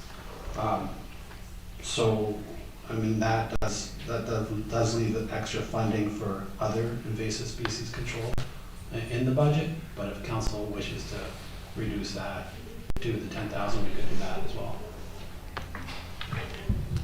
Councillor Schuchan.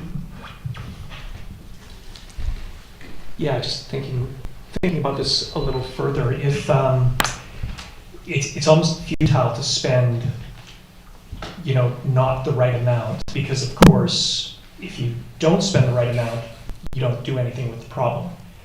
And you know, in talking with some of the growers in the local area, they did notice a difference for sure, but the rabbits are back. And if we left it another year, they'd be back in force. So I'm in favor of actually spending what we have in the budget right now. The one thing I feel like we do need is a rabbit management plan, and to understand where that goes in the future years, because again, if we don't do it properly, it's wasted money for sure. The other thing that I think that is incredibly important to address is the bullfrogs, and we need to make sure that we're on top of that. 3,000 seems to be doing things in terms of management, but we have to make sure that is maintained. So thank you. So in regards to the rabbits, the one thing that we were not able to do last year, just because of the timing, is we weren't able to follow up with a second round of administering. And I would like us to be able to do that this year, closer together, so that we intercept the breeding time. And then I think that would be a better investment of our funds. If I could speak to that. Yes. What happened last year is the contractor came, did a sweep through, dealt with about 150 rabbits, and then he returned in accordance with his schedule and availability and did a second sweep, and he got 20 to 30 that time. And then homeowners then trapped as well, and so there was trapping once they departed. So a lot went on last year, and we did actually knock it way back. And the point that I was making earlier to council on a different meeting was just to your point, Councillor Schuchan, we needed a plan, and that just putting money out there, next year will be 40,000, next year 60,000, just goes on. I think if the contractor is available for his time of last year, let's get him and repeat it. But I don't see the point of adding another $10,000 in the budget when the trapper is not available. So I would argue we should remove that and just do what we did last year, get the job done. I'll just mention the bullfrogs. Mr. Pipes contacted Mr. Orchard. Last year we were late making the contact. We're on it, and he's arranged to come and get on it straight away. So Mr. Pitt, just to give you a bit of background of rabbits in Victoria, we had a significant number at the university. It was quite dangerous. And then one day they disappeared.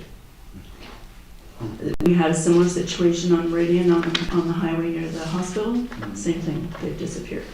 So there is a means of eradicating the situation. And if you happen to have any contacts with any of those organizations, that'd be great. But if this particular contractor has a rabbit management plan that we could use, that we could get rid of these creatures that are causing great problems for not just our farmers, but that is significant, but also our residents and our municipal grounds. There's some nice ginger ones out there right now, so there's a whole new crop. So our contractor is the one who did both those other jobs. So he's the local. The expert. He is, yes. Okay, so if we can get a plan from him, that would be helpful, and then whatever that cost is. So we really do need to deal with this. It's basically, sounds like it's set up already for this year, and I don't think his availability will be much greater than what he's offered. But anyway, I'm offering 10,000 to come out there. The other thing then I wanted to mention was really the school site.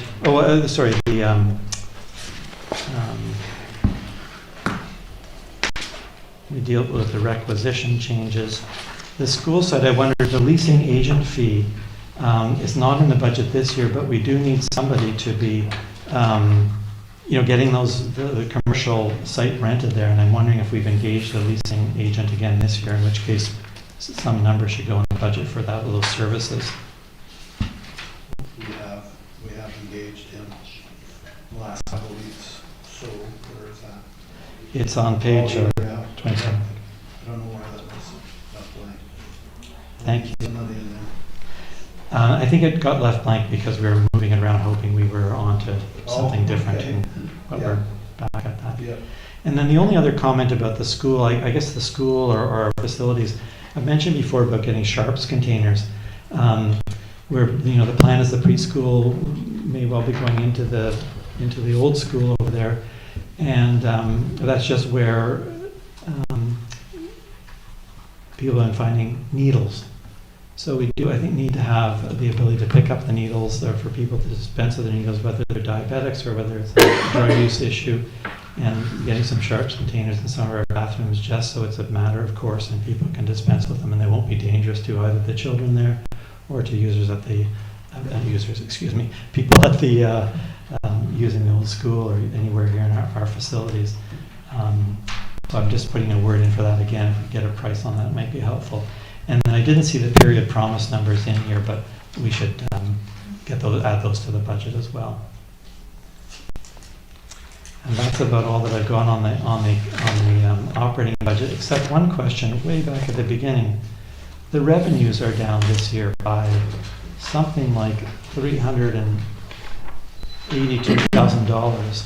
And I wonder what accounts for that. It may not be an answer we have just right here at the fingertips, but it would be helpful to know. That's about 10% tax increase. So where did that, why did the revenues drop and what happened there?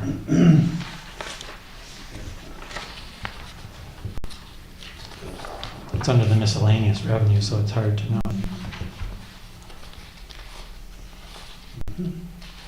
I think it might behoove us to know so that we understand the dynamics.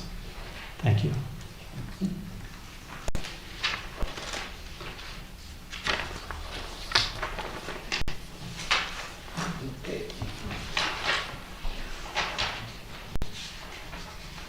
Okay, so if we move on to page, is that good for everybody, for operating?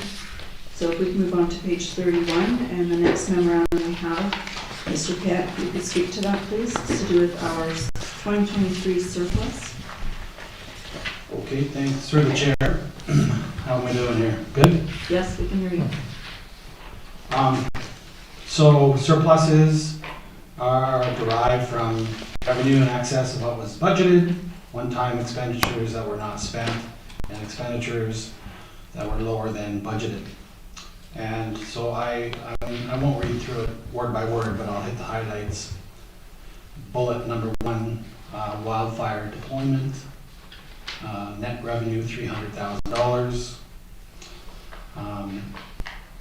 So that's a surplus. We are recommending the full amount of that surplus be allocated to the fire vehicle replacement reserve. Engine 6 is on the list for replacement in the 5-year capital budget. I'll just go through all these and then comments after. Does that sound okay? Yeah, that would be great. Investment income is up, as I indicated earlier in the operating budget, $250,000 more than budget. We're suggesting an amount of this is needed to cover budget shortfalls from 2023. And then the windfall could be allocated $150,000 approximately to one-time expenditures for 2024. PILT is up $40,000 or $84,000. We're anticipating that PILT will actually be reduced in the next year or two. Perhaps that funding, it's recommended that that surplus be held in a new operating reserve in anticipation of that reduction in PILT. The one-time expenditures, there was $140,000 of unspent expenditures in 2023. These are technically surplus, but I'm recommending that for 2024 that we carry this over and for this year's one time. And similarly, there was $37,000 of unspent expenditures in the one-time public works budget for the roads and culverts management plan. And as you know, I'm working on a asset management plan for 2024 with some grant funding. The grant funding I don't believe is 100% grant funding. I think it's 50-50, so that funding can move over to 2024 and help offset our portion of that grant to get our asset management plan in place. Expenditures, most of the under and over expenditures in the operating budget are covered by policy. And budget shortfalls, for example, at the school and possibly some at the fire department, that's to be determined yet in the auditing process, will be covered by the surplus investment income as stated above. And administrative salaries, bit of a question earlier from Councillor Gray, what happens with the unspent? And so in this case, that's $69,000 from 2023 could be placed in a reserve to cover future admin staffing costs for 2024. So about $150,000 is what we're saying for 2023 for one-time projects.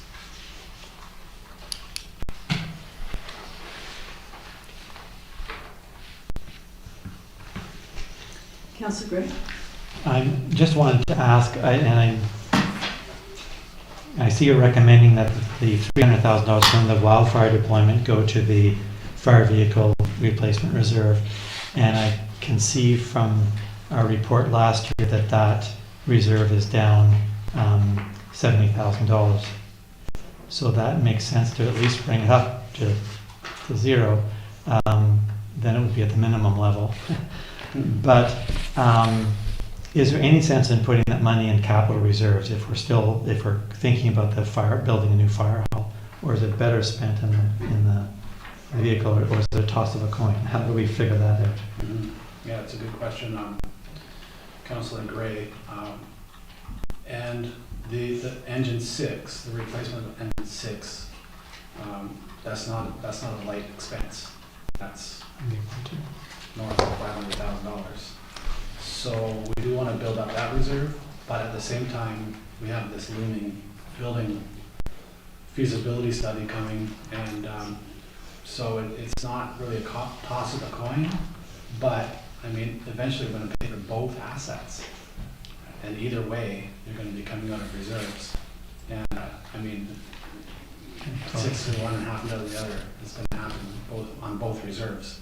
So I don't know if there's any benefit in putting that amount of money in the capital for the building or the fire truck, because they're both going to happen.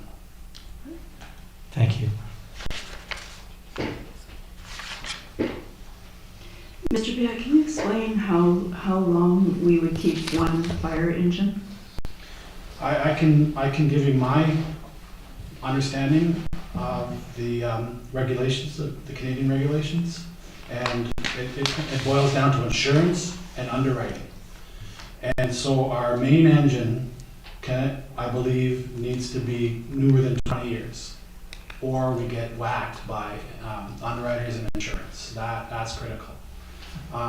The secondary, third engines, assets, the 20-year mark isn't as critical, but in our asset management planning for the fleet, there's good practice and good history of when to replace large pieces of asset or fleet, large pieces of the fleet at certain timings, or the cost of maintaining exceeds the benefit of replacing the vehicle. So, and that's what our accountant does.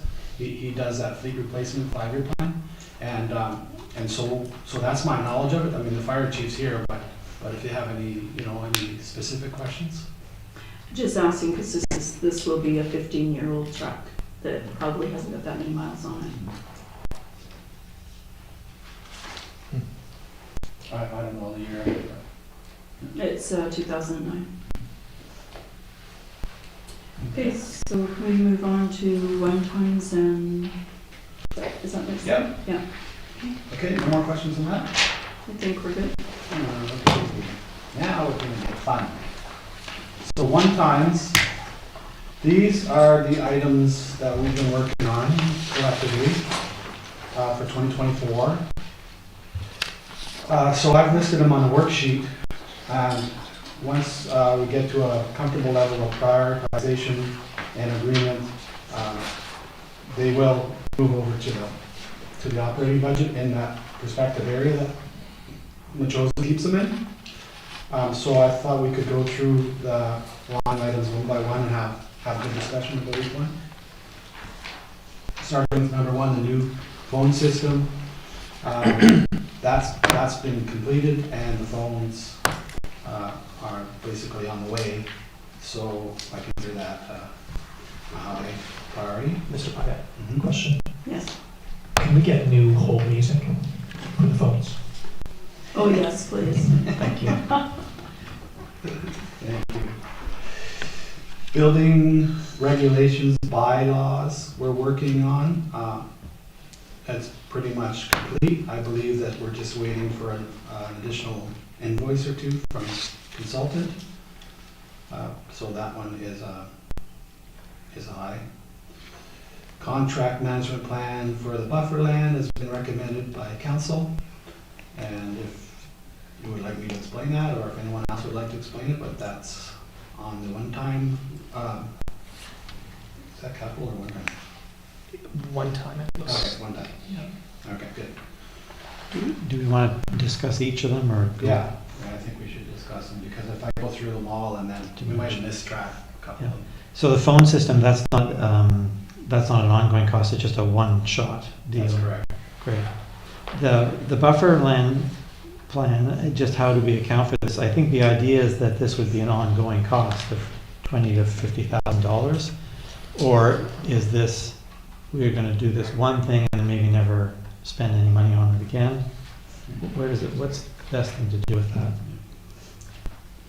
We had talked about the monies, well, it was suggested to take the monies from the taxation of the industrial park and put it into reserves for anything related to the buffer. Now this looks like it's just a one-time plan, but maybe Mr. Pyatt can expand on that? Yeah, I can Okay. touch on it. My understanding is that we really need to know exactly what we're going to zone or use the land for.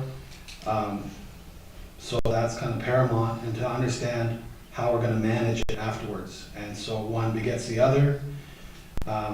So the plan will help us make that kind of decision and help the committee to understand that as well. So that $25,000 would go towards a consultant that can help us get to that point. Councillor Shukin. Thanks. I think Mr. Pyatt explained that really well. That's, I believe, where we're at and what we need. So thank you. If I could just add that Sure. on timing, we are now waiting for technical information on storm management plan. And so, we're eagerly awaiting to see some of that information. And then we can use that information to be included in the RFP for a contractor, so they have some parameters to work with. That's great. Councillor Gray? And then as a result of that, it may be that there's, I'm just asking, no further expenditures on the buffer land. It's a one-time. We're finding out whether or not the question that we have to answer, that I still fixed on what the buffer land working group asked us, which is, do we want to put resources into this? And I take it we're not answering that here. We're just getting more ideas, and then we're going to answer that question. So it's a one-time cost because it may not continue. Possibly. Yeah. Okay. Okay. Development accessibility plan. So if council's aware, we are mandated legislatively to have an accessibility committee. We are part of a regional committee, and we're awaiting information from the committee and lots of good work that they're doing. and in anticipation of that fine work, then this funding is available for, to act on the plan, or to review the plan under the act, so. Mr. Payne, we put aside $10,000 last year for this, so is this a That's it. carryover? It is. Okay, thank you. Okay, crossing guards, so it's a 2-year project at $10,000 a year. Crane, truck crane, so this is a safety, a work safe item for our staff, to have a mini crane on the back of a vehicle so they're not lifting over a certain weight. And so that is, I consider that a high priority. Invasive species management, so that we've talked about that, so we have that in the operating budget as well. I have it in here just for discussion purposes, and to determine if we're going to leave it at the current contract, which was last year, was a 10,000, or add another 10,000 for the 20,000, and I believe we have the answer already. 20. Yeah. So we're allocating $20,000 without a plan. We have a plan with our contractor, which is $10,000. He's prepared to come and do that this year. We have nobody else to come and do this work. There's no one, we can tell you from the last year's attempt to find this, there are not whacks of people. And we've had experience, the council has previously, with a contractor who killed one rabbit at terrible big expense. So this is our guy. If he's only available this year for the $10,000 worth, we can get $10,000 and reduce our budget. So, yeah, the only thing I might add is he may be available to do more. I haven't actually met him. He's coming on site soon, and we're gonna have that discussion, so. But I didn't want to lose the contract. no, absolutely, that was critical to get in touch with him. Okay, well, I'll leave it there, I suppose. Just so it doesn't appear that, for me, it's an issue of management of this thing. We're not going to eradicate them, and we have to figure out how much is the district going to put into this. And we're talking now about almost a 1% tax increase to do this. So I'm not sure if there's community support for that or not. But I am gonna try and get this as a one-time item, so if I can pull it out of the operating, I'll ask our accountant, but if it's not an ongoing contract every year, then maybe it will be, maybe it won't be, but it appears it's a 2-year contract, in my opinion, so maybe we can pull it out of one time. Okay? Thank you. Councilor Shuka. Is there any limitation on keeping this amount, but from this amount we get the service of the extermination, but also access the contractor for a plan? The plan doesn't have to be, pages and pages and nice glossy color title page. But I think in dialogue with Mr. Payette and maybe even some of the ag people, we could get that as part of the service, if possible. So, yeah. Okay. Next is the hydrologist from last year, carryover for 2024, and we're still working on securing a consultant to do that work. Councilor Donaldson. Yes. Thanks very much for keeping this on the list here. I think as we move ahead and get more details on the plan for the stormwater management detention pond, having access to that contracted help is going to be really important. And I just will point out again is there's the detention pond, but there's the system too that is integrated and really critical to understand as well. So it sounds like Mr. Hurley and yourself are continuing to meet, and but just having that other eye of expertise, I think would be possibly quite helpful this year. So thank you. Okay, the buffer gate needs to be replaced. It's not a large item. Laptops are on the list and a high item. Sports court. So as we move along in our journey with our new acquisition of the school and Councilor Johnson, sorry. Yes, Councillor. I interrupted Mr. Pyatt. Sorry, the Teams video integration for council meetings, and I heard many people ask if they can join virtually. And then the new sound system for the chambers, that's a pretty steep one, but I guess if we're, yeah, we've talked about it. Yeah, so anyways, that just caught my eye, but anyways, might not be able to get out of that one, but yeah. Okay, sir. Okay. Does that include the mics for people to hear us? Okay. The sound system, everything was one. Yeah, Marilyn? so that includes microphones new microphones for this table, microphones at the back for Ms. Hanson or whoever is at the controls, and also at the other table as well. So it's microphones all along, and we've heard about this, and I thought that council had agreed that we had put a big emphasis on community outreach, and it's important that people hear what we're talking about. So I think it is expensive, but that's the reality of it. So the Teams video, is that just for like if we are absent, we can zoom in for a meeting, or is it for people at home to, well, they can already see Presenters us? could be on the screen and council could be on the screen. Thank you. Yeah. Actually, I had that system in my previous location. It's excellent. Yeah, quite a few of the boards Yeah. use it. Yeah. Okay, yes, we're at sports court. Everybody okay? Yeah. So, okay, here's my little speech. So we're moving along in our journey, our acquisition of the school, and now we're thinking about the outdoor facilities and programming them and using them, and the court surface is not that safe, as you know. So this would be a multi-surface product that would be installed onto the court. So. Okay. And will this be a grant? Look, it says here something about housing legislation grant, is that right? No, wrong one. No, wrong one. Yeah, I mean, if I can find a grant, I certainly we looked will. into that a few years ago, and I think the chief has been looking at those too. They come up once in a while through Healthy Communities or BC. Mm-hmm. Still not, yeah. I've heard contrasting views about multi-use versus just get a proper surface on it for single use. Apparently that's more beneficial. So there's that question. But I wonder if this one should be grant only. In other words, let's dig around and when we can get a grant, let's do it, but not before. That's my suggestion anyway on that one.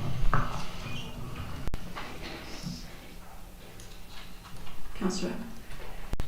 It just seems to me this could be something that if we are going the grant way, that could come out of the Growing Communities Fund, because it really is beneficial for the community. We have in the past, the fire chief applied 2 different years to try to get a grant to pay for it, and we didn't get either of those grants. So it would be really nice to have that surface that could be used for just to have some good healthy outdoor activities in the community besides just walking. I think it's a lot of people would use it if we had the various markings on there. We've looked into these sport court surfaces, and they're really pretty amazing. I think at one point we even talked about putting some basketball hoops in there too. Yeah, they got everything. Yeah, I saw that just yesterday, I guess, over at where Dunsmuir School is. They've got a basketball hoop in there now, and that was being used, so it's good. Great for the neighborhood. Okay. Okay, great. Okay, municipal legislation bylaw updates. So we have reviewed the list of bylaws that we're going to be bringing to council. It's quite an extensive list, and so we're allocating a cost of $40,000. Some of this most of it will hopefully come out of that housing legislation grant. I can't predict the future, but I'm hoping that most of it can come out of there. Some of the bylaw upgrades are loosely related to the housing legislation, so I'll have to get a comfort level from the grant administrator as to what I can spend and what I can't, but for now, it'll come out of that grant. Councillor Gray, do you have a comment? Yes, I do.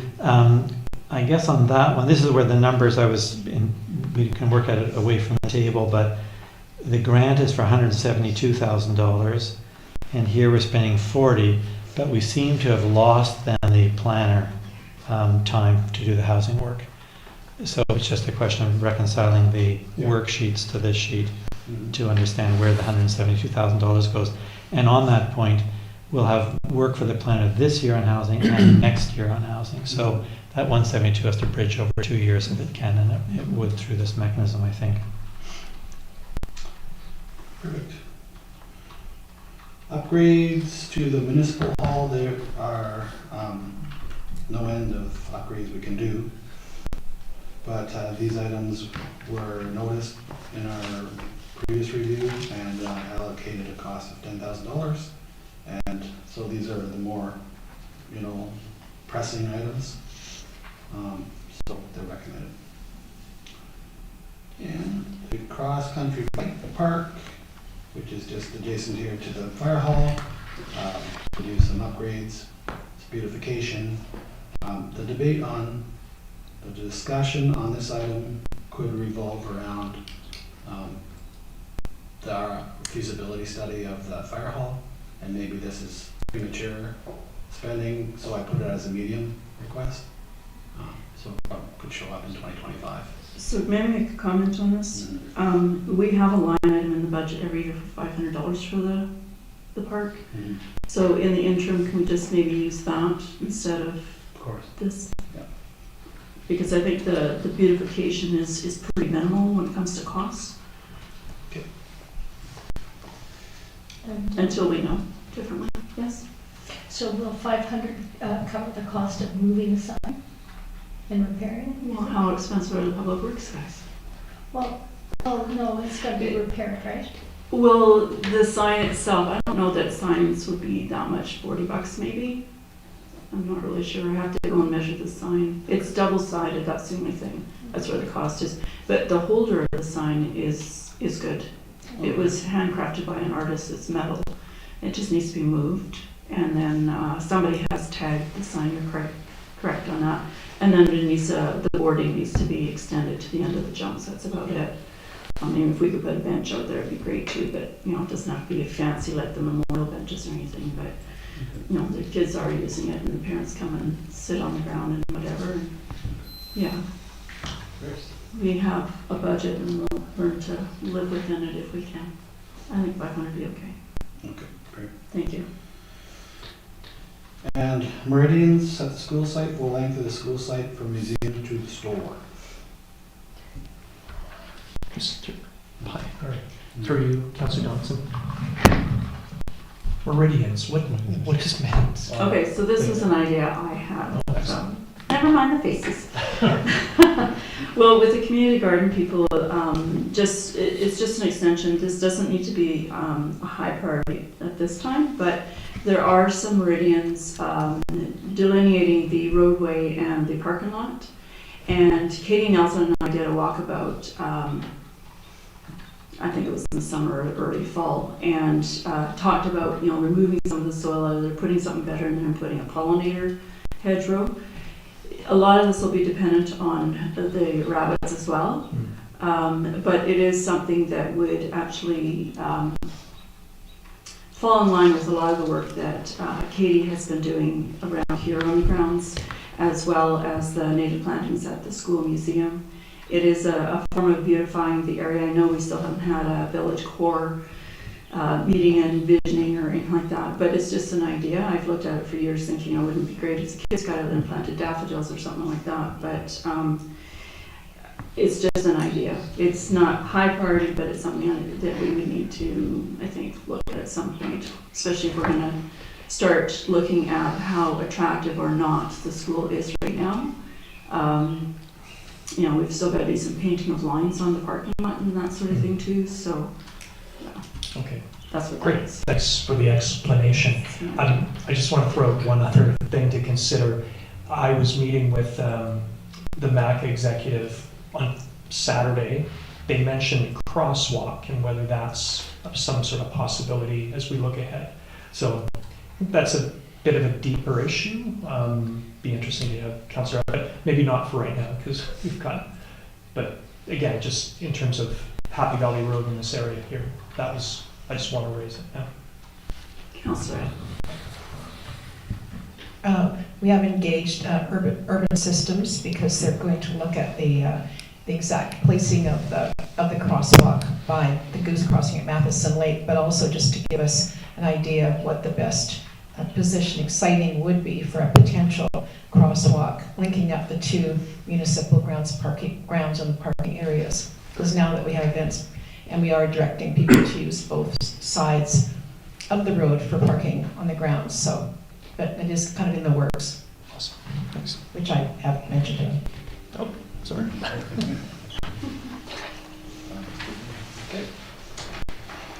Okay, and the final one is, Yeah, sorry. Go ahead, we're still on the same page? yeah, just on the light covers. That's an item I believe we should keep on the list, but as a low priority, as we move through the dark sky, project. Councillor Gray. And then up at the top, we have two that I think we missed, budget software and organizational review. Okay, so the budget software, as you can tell, our budget software is a whole bunch of spreadsheets meshed together by merging. That's 20-year-old, practice. It's difficult. As a new guy coming in, it's incredibly difficult to navigate through the budget software and all the spreadsheets. So I'm throwing this in as an opportunity to look at getting some budget software that's come, with the times kind of thing. So I'll leave that one on the list and see how we do with our, if it's affordable or not. Okay. Mr. Pant, in that stream, can we, at some point when we get to that place, have it so that we can actually add changes live on a computer as we go, rather than shuffling paper and whatnot? That would be outstanding. Yes. I'd like to get out of the dinosaur ages. Okay, the organizational review is another one of my items, to take an opportunity to look at the staff workload and the number of staff, the location of staff, also any other kind of reviews in the organization that for efficiencies. If that would usually take a consultant from an objective point of view. So I'm suggesting that $50,000 would hopefully be less. That would get us a consultation review. Councillor Johnson. Yes. I want to speak in favor of this, and I think doing something like this you will benefit from having a third party review. Because there's the potential of ongoing savings, $50,000, even if it is that much, I think is money well worth spending. So it is something that we talked about doing in 2023 in our first, for the 2023 budget, we decided not to proceed with it. So. But this doesn't come out of surplus, does it? I think it does. It doesn't say. So I don't know. Well, I believe it could come out of surplus. I don't know if there'd be a grant or a reserve for this, so it would be a surplus item. Okay. So I did a quick add, Councillor Donaldson, of these numbers, and it reaches maybe $100,000 more than the dollars available. So this, as Mr. Pratt mentioned, it's a question of prioritizing this list. Yeah. So there's a list, but then it may be that the priority would be different than what's here. And I'm not fighting the priorities, but saying that I think it's worthwhile to prioritize them now. Next step. Yeah, next step, prioritize them and I'll draw a red line in at the amount available. Yeah. Okay. Thank you. I guess I'll speak about the organizational review. I'm not, I mean, we haven't had a conversation about it through the chair, Mr. Bennett, but we are a very small staff. And I get your point, Councillor Shukin, doing a review like this may reduce cost. I think actually we do a review, it'll increase costs. I think we know that we're very, we have a very lean organization, and the likelihood is that this will lead to higher costs, not reducing costs. But I wonder if that, I'm open as well. I will say, Mr. Pike, to your recommendations without conducting a review. You know, once you've been here for a little while, you may say, hey, we need another staff person. And rather than spending 50 grand to find that out, you may just say, that's what I need, and a good argument putting it here. Similar to the question that we're getting from the fire department. I think it's clear that fire chief says we need it. Now I'm just asking, can we get the detail? And likewise, if you come forward for a new position or two, that's the same process. So anyway, more to talk about. So an organizational review, does that include the fire department and public works, like our whole? Okay. I asked because I was in conversation with somebody in the fire service who does things like, you know, small scale services reviews and stuff like that. Yeah. Okay. So for prioritizing, would like obviously I prioritize more things already, but based on conversation tonight, I can reprioritize and bring it forward to our next committee meeting with the red line. Okay. Great. And then the next page will be capital items that could potentially be coming out of grants or reserves. And so I believe we can go through these the exact same way. I've highlighted items in yellow because I talked to our analyst today, and he's recommending those could be one-time items. So you know, keep in mind that we still have to analyze the items. So today we can talk about their importance, their relevance, and I'll take them away and do the prioritizing for the next committee meeting. Municipal hall heat pump. We talked about, and we have quotes. 18,000 would get us some HVAC high efficiency system in our building. And today we noticed there might be some grants available for a portion of the cost. So I'll leave it at 18,000, but potentially we could find some efficiencies like 20-25% grant recoveries from the green initiatives. Council chambers, the heat pump here for $12,000, same discussion. The trails master plan, council has been talking about that. So it's on the list. Mr. Paya, this is something that I believe that PTAS could actually undertake. There's quite a bit of expertise at that table. The framework is already there in the OCP, and I'm confident that if they created a working group like we've done with the last couple, that they could, in short order, brainstorm something together. I'm kind of of that mind as well. Yeah. Thank you. That said, we're likely to benefit by having some expertise around mapping, and we probably will need to pay for some of that. So yeah, I was going to mention the same thing. Right, and didn't we just bring somebody on board that has some mapping background? Oh, on PTAS, yes. True. And maybe a few others we discovered that do. Yeah. Let's explore that. Well, without having, had deeper discussions, I really hesitate to put a burden on that person. We're just, she hasn't even been to her first meeting, Councillor Dawes. So, but. Yes, but once you establish your working group, Yeah. there you go. It's the first thing on the agenda. Mary Lou? Well, I'm a bit hesitant to take this off because looking back at, I think it's Appendix 1 in the OCP, it looks like it was typewritten. So I don't think we have a electronic copy of that. So it would mean inputting all of that information back in there. I sort of think that's a bit beyond PTASC. Yeah. But I think that they could help direct it, but that's a lot of work. That's an awful lot of work. Can they scan? Not- Oh, thank you. Through the chair. I've done a number of trail plans and master plans, and I know the technical part of taking the data and putting it on a map, and then professionally, finishing the product for a friendly user product. It takes a little bit of time and a little bit of money and some very significant software, and we don't have that in-house. So we should, if we're going to do it properly and have a nice result, I'm sure that the data will be well done by PTASC, but the result, maybe we should have some money just for that at least. Great.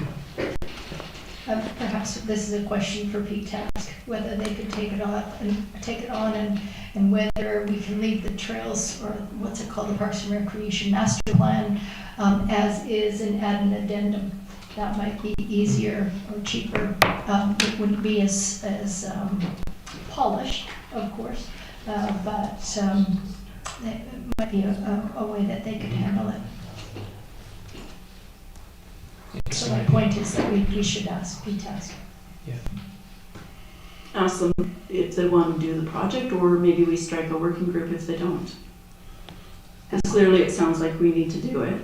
Ask them if they want to take it on and what needs to be done. Councillor Shukin. I think there is a larger discussion here. I mean, what Mayor Little points out is kind of a possible alternative to doing a whole new plan. But yeah, I'm a little hesitant to do that just because we've got an old plan, a really old plan and an old plan, and then we're going to do something maybe either here or there. Maybe. I think it's great. This will be on the planning committee meeting on Monday, so we can talk about it further. There's a whole big question about scope, and especially if we're talking about parks as opposed to just trails, and whether we can add active transportation as part of that as well. I know there's a separate plan that's going to be developed, hopefully. So yeah, there's a bigger discussion here, I think. So we'll talk about it on Monday, and I mean, maybe we don't have to make a specific. I could see maybe cutting the budget a little bit, but what Mr. Payette says is true. Like, yeah, I mean, we could maybe ask our new member to take this on, but she still has to have the software at home, essentially. So that might be a tough one. But yeah, I guess the first place to start is having a working group of some sort, whether it's a subcommittee of PTASC, to start scratching out the information that needs to be updated, because some of it has become redundant. We've accomplished a lot of those trails. Yeah. Start adding to the list, reprioritizing those collectively, and go from there. Councillor Gray, did you have a comment? Yeah, just that this will move off the capital sheet, so it'll go into that priorities, and so we set that a chance to kick at it next go. So that would be helpful to hear on Monday what we discussed there. Okay, moving along here. Yes. Okay, the actual trails development for $20,000, that is the trail of discussion on Duke Road. And again, Mr. Payette, your thoughts about whether this could come out of the gas tax reserve?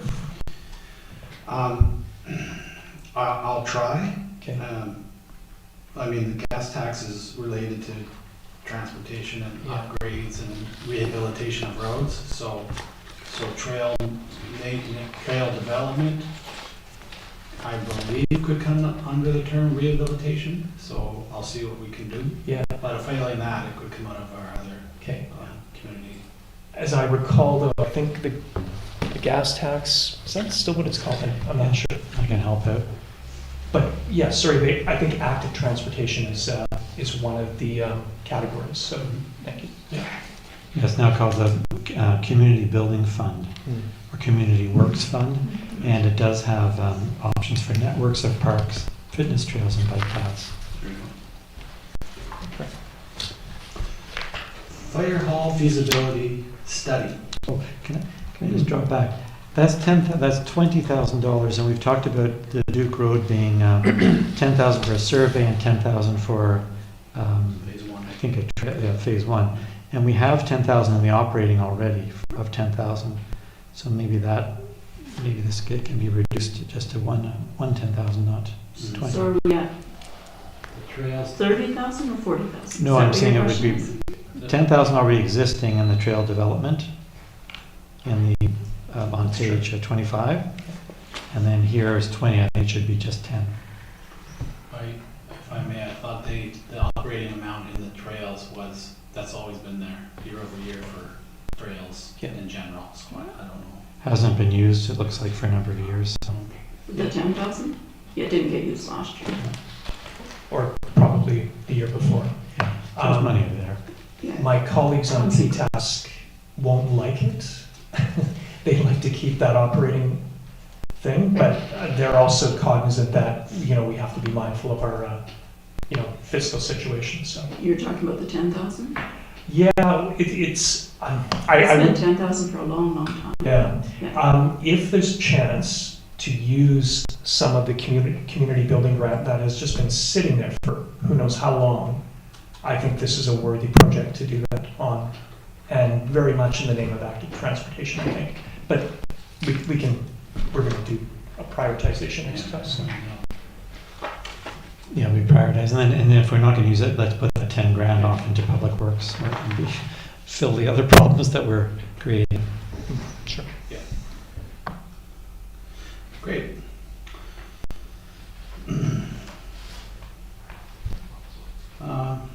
Okay, where are we at? Fire hall feasibility. Fire hall feasibility study. That is, I believe that's carryover from last year, $50,000. So that is a high priority.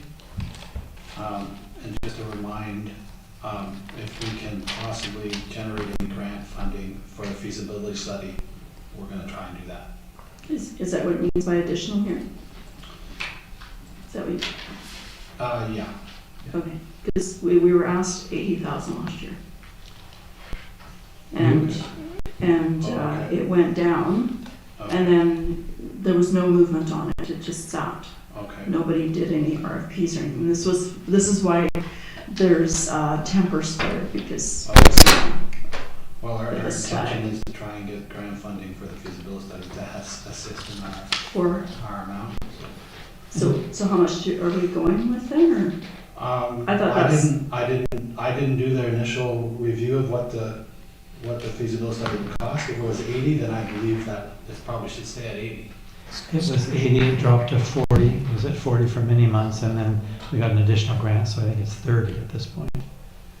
Right. 30 new money, there's 10,000 available.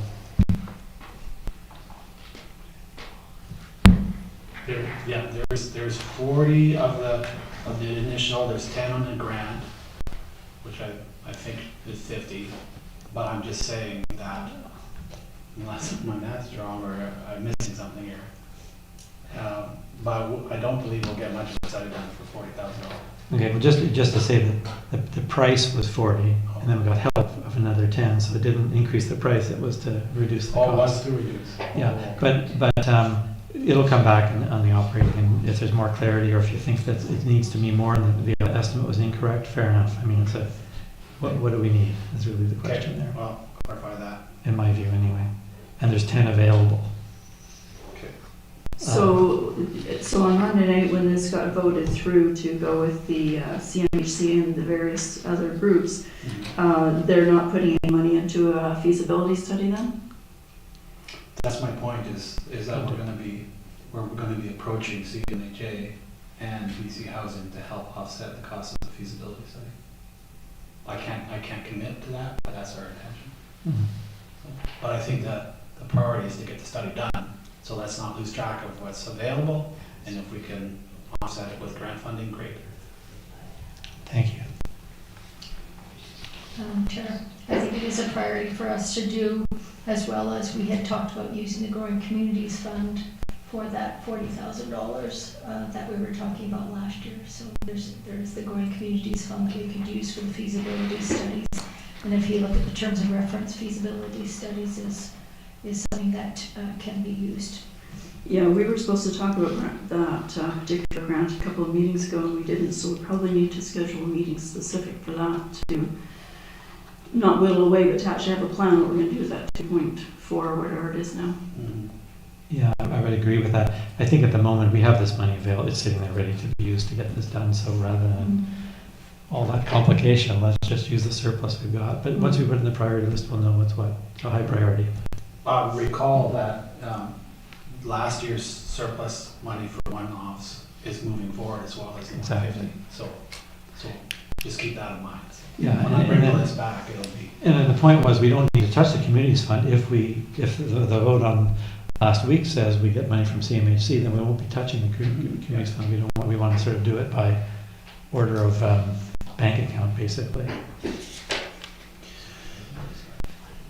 Okay, bridge repairs, $40,000. Roof for the municipal hall, $115,000. Road safety project, $25,000. And school improvements, that's indoor work on a number of items for $75,000. We've discussed that previously. I've just condensed them into one line item. Roads and culverts management plan. So that will be part of the asset management plan. 50,000, so that'll be grant, or yeah, that's grant funded. It's on the list. Fixing roads, patching, Windfall, Sundance and Lombard. I believe I discussed that last meeting. Would you like me to go over that, or are you satisfied with that discussion? Just one question to Mr. Payette. You've noted the gas tax for these repairs. Could that not just come out of our regular road reserve, or is it? Sorry, you maybe did cover this, but I did, yeah. Okay. Well, because what we're going to do is patching on the roads that we will be surfacing. Okay. And so, we can use the gas taxes to do patching because it's part of the actual rehabilitation. So that's what. Yeah, why not? And then we don't have to use the reserve. Okay, good. That word rehabilitation really works well. Okay. So the roof at the Emergency Operations Center is low, but it's on the list, pending a feasibility study. The fire hall roof as well, we'll keep it active just in case. And seismic upgrades as well. And then you got the fire hall on the list. And that rounds it out. And I guess if it's 2024 budget, we would remove the fire hall then? Yeah, I don't believe we'll be doing it in Yeah. 2024, so No. we're moving it to the right.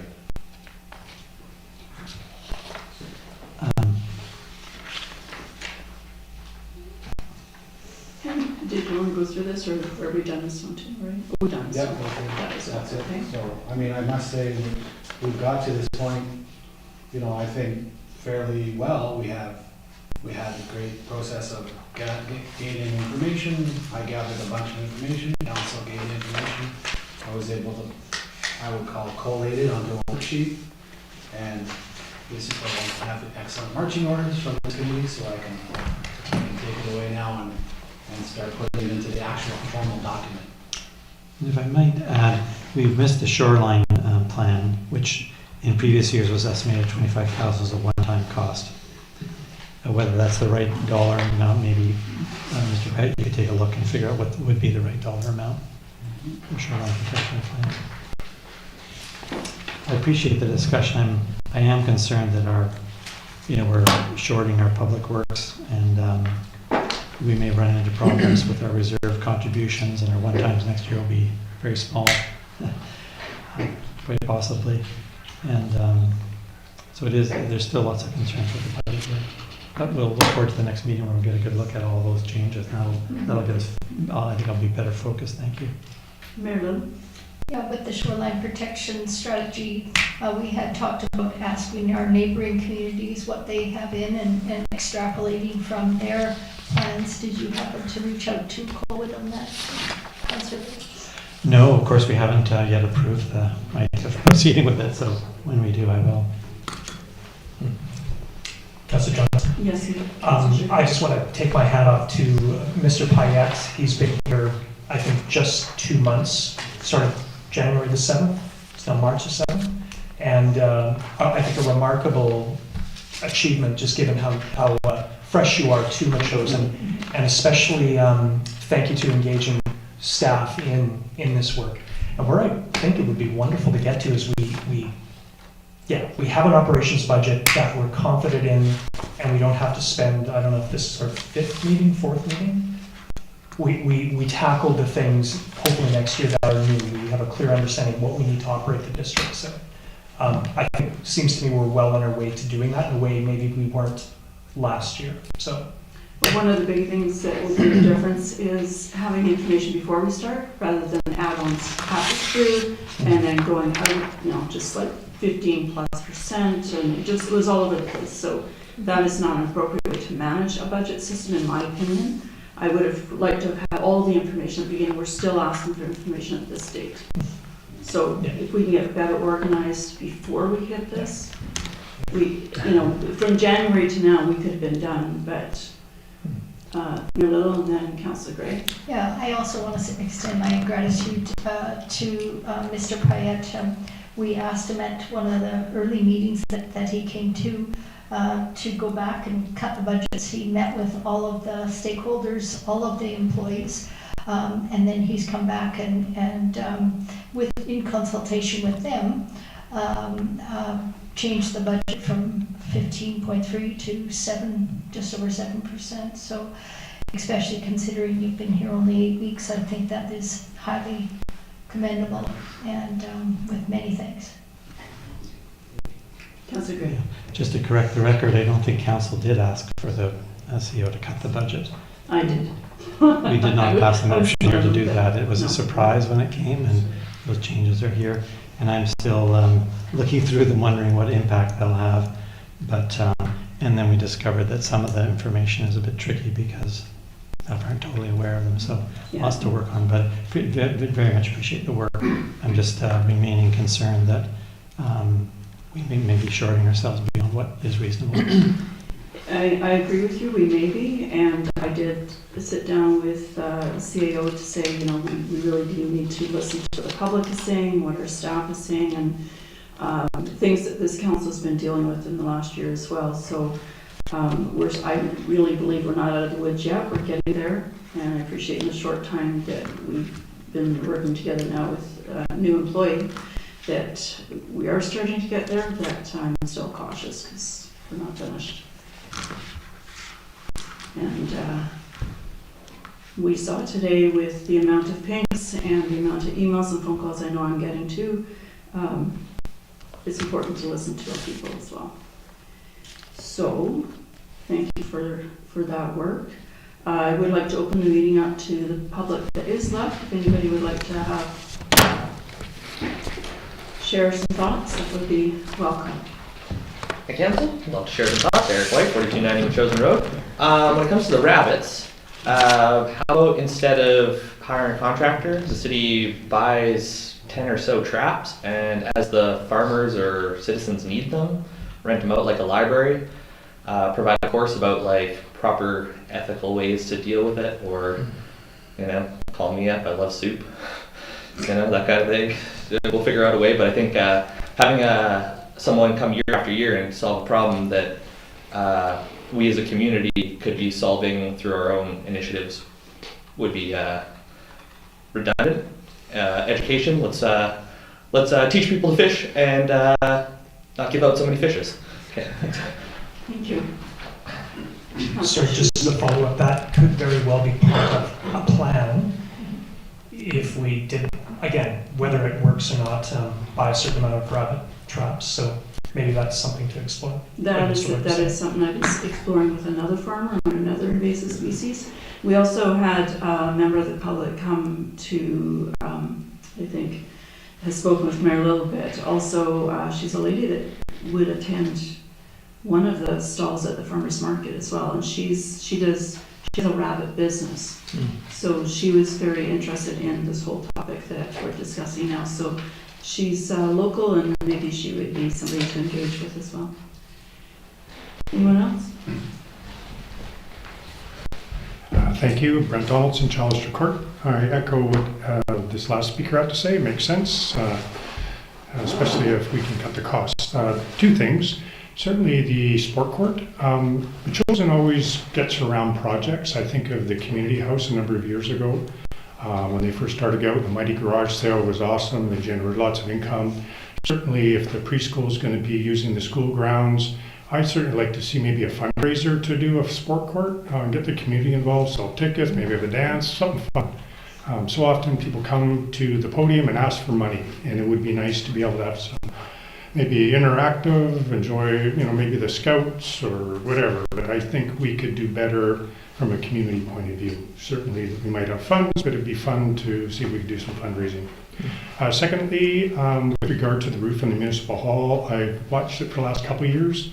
Probably about 3 years ago, was no moss on it. And certainly our house, where we had a roof put on about 10 years ago, and it looks like our lawn now. So there are options to maybe push off, maybe replacing the roof with some organic moss remover. Certainly you can buy it from Industrial Plastics.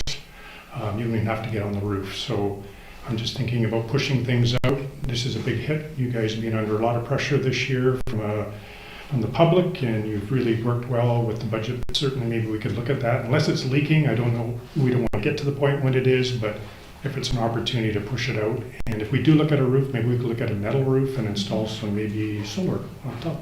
Thank you.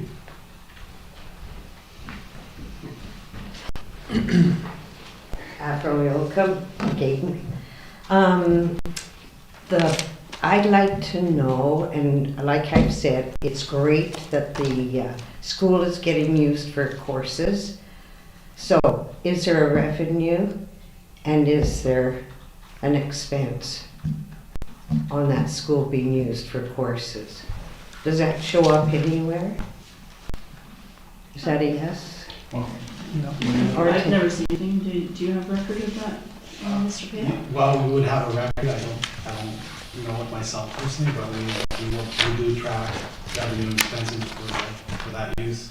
Like I've said, personally, we're going to be working on a business plan for the school this year. And, the building's new to our staff, so we're going to do a tracking system, and we have to start doing data, and like you're saying, so we can project the future. So it's a good point. Yes, we keep the data, and it's public information, so we will make things like that available.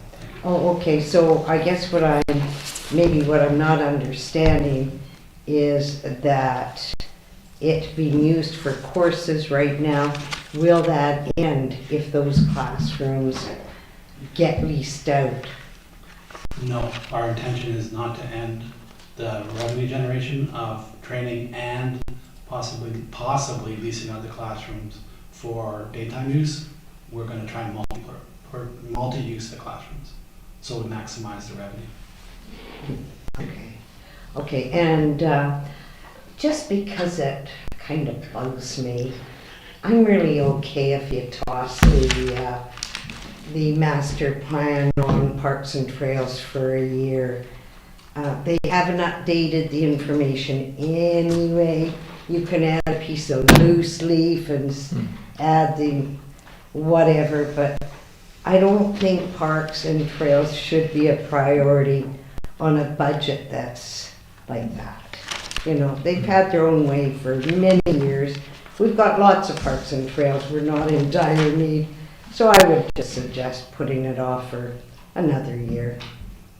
Thanks. Thank you. Thanks. So one of the reasons to upgrade the master plan is so that we're not creating trails that are kind of putting other trails out of the priority list. As an example, Harris Road Trail goes in, but another one gets ignored. Duke Road Trail goes in because there's a petition, but other ones that people have spoken about get ignored. So that's where having a priority list needs to be reviewed. So it's sort of the cause of that, not to create more than we need, and certainly the way of going has changed, the same with our roads and the road uses. Those things have all changed, but there's just been so much negativity over roadside trails that we need to actually get organized on what are our priorities, as opposed to just shooting from the hip. Okay, so the almost last thing on the agenda is my report. Just wanted to bring everybody up to date on the West Shore Parks and Recreation, some upgrades they've been doing, seeing as how we are one of the owners and we pay quite a bit into this. So they've done an annual pool maintenance involving replacement of the leisure pool filter and various chemical line upgrades, and over 500 volts on the water slide, because those eventually erode and become unsafe. The reception desk is a new one that's been installed, so it's a sit and a stand desk that improves the workspace for the staff. The HR has expanded. They've added on one more person. They have an incredible amount of staff there. What they're finding now is they're putting out a lot of job postings. They're continuing to grow, but there's fewer and fewer applications. Just like everywhere, it's hard to get employees. They're starting to train within, and so they're doing a succession plan that way and diversifying their staff. So there's different roles that they can do when times are different seasons, that sort of thing. Spring break camp's coming up March 18th. Lots of different things for all different ages: film, TV, acting, soccer, skating lessons, hockey, horseback riding, all sorts of stuff. Access West Shore Society, which was formerly known as IACTI, has created their own society now, and they are the accessibility group. Excuse me. We're just in the process of designing a logo. I've got two artists actually chosen that are taking it to a different level, so I'll be passing that back to the group, see if they like that. Their Facebook page is which I think they've got that already established. Bylaws are done, working on the website, and of course the logo is in progress. Come May 21st to June 1st is National Access Awareness Week. And so it came up at our meeting about maybe we should do something, and they were talking about wheelchair basketball, and I said, that sounds like a lot of fun, I'd love to do that. And of course now I've got a job to do. When you show excitement, you get volunteered to do something. So anyways, more to come on that. We're not sure exactly where that will be, if it will be at Royal Bay High School or through the rec center, because we're talking to Bobby Neal down there. But we'll be engaging with Simon Cass of the Wheelchair Sports, and we'll see what happens, and maybe you'll be invited to come and either watch or participate, play basketball in a wheelchair yourselves. That's the part I think would be fantastic to figure out. There's an online survey for Capital West. We've already talked about that a little bit earlier. And I attended the close night of the year, as did Councillor Gray in the West Shore area, for Our Place Society and Pacific Centre Family Service Association, which raised over $55,000 locally, and Mayor Little was out in Souk as well, participating in the same night. It was a beautiful night for a walk. The weather was much better than last year.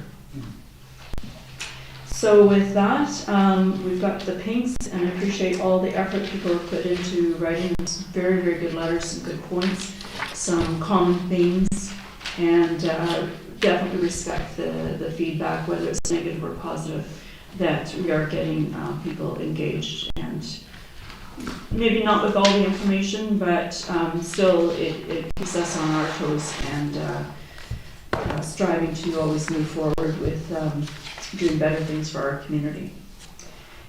And so with that, I would ask to move to adjourn. Moved by Councillor Shukin, seconded by Councillor F. All in favor? Carried. Thank you, everybody.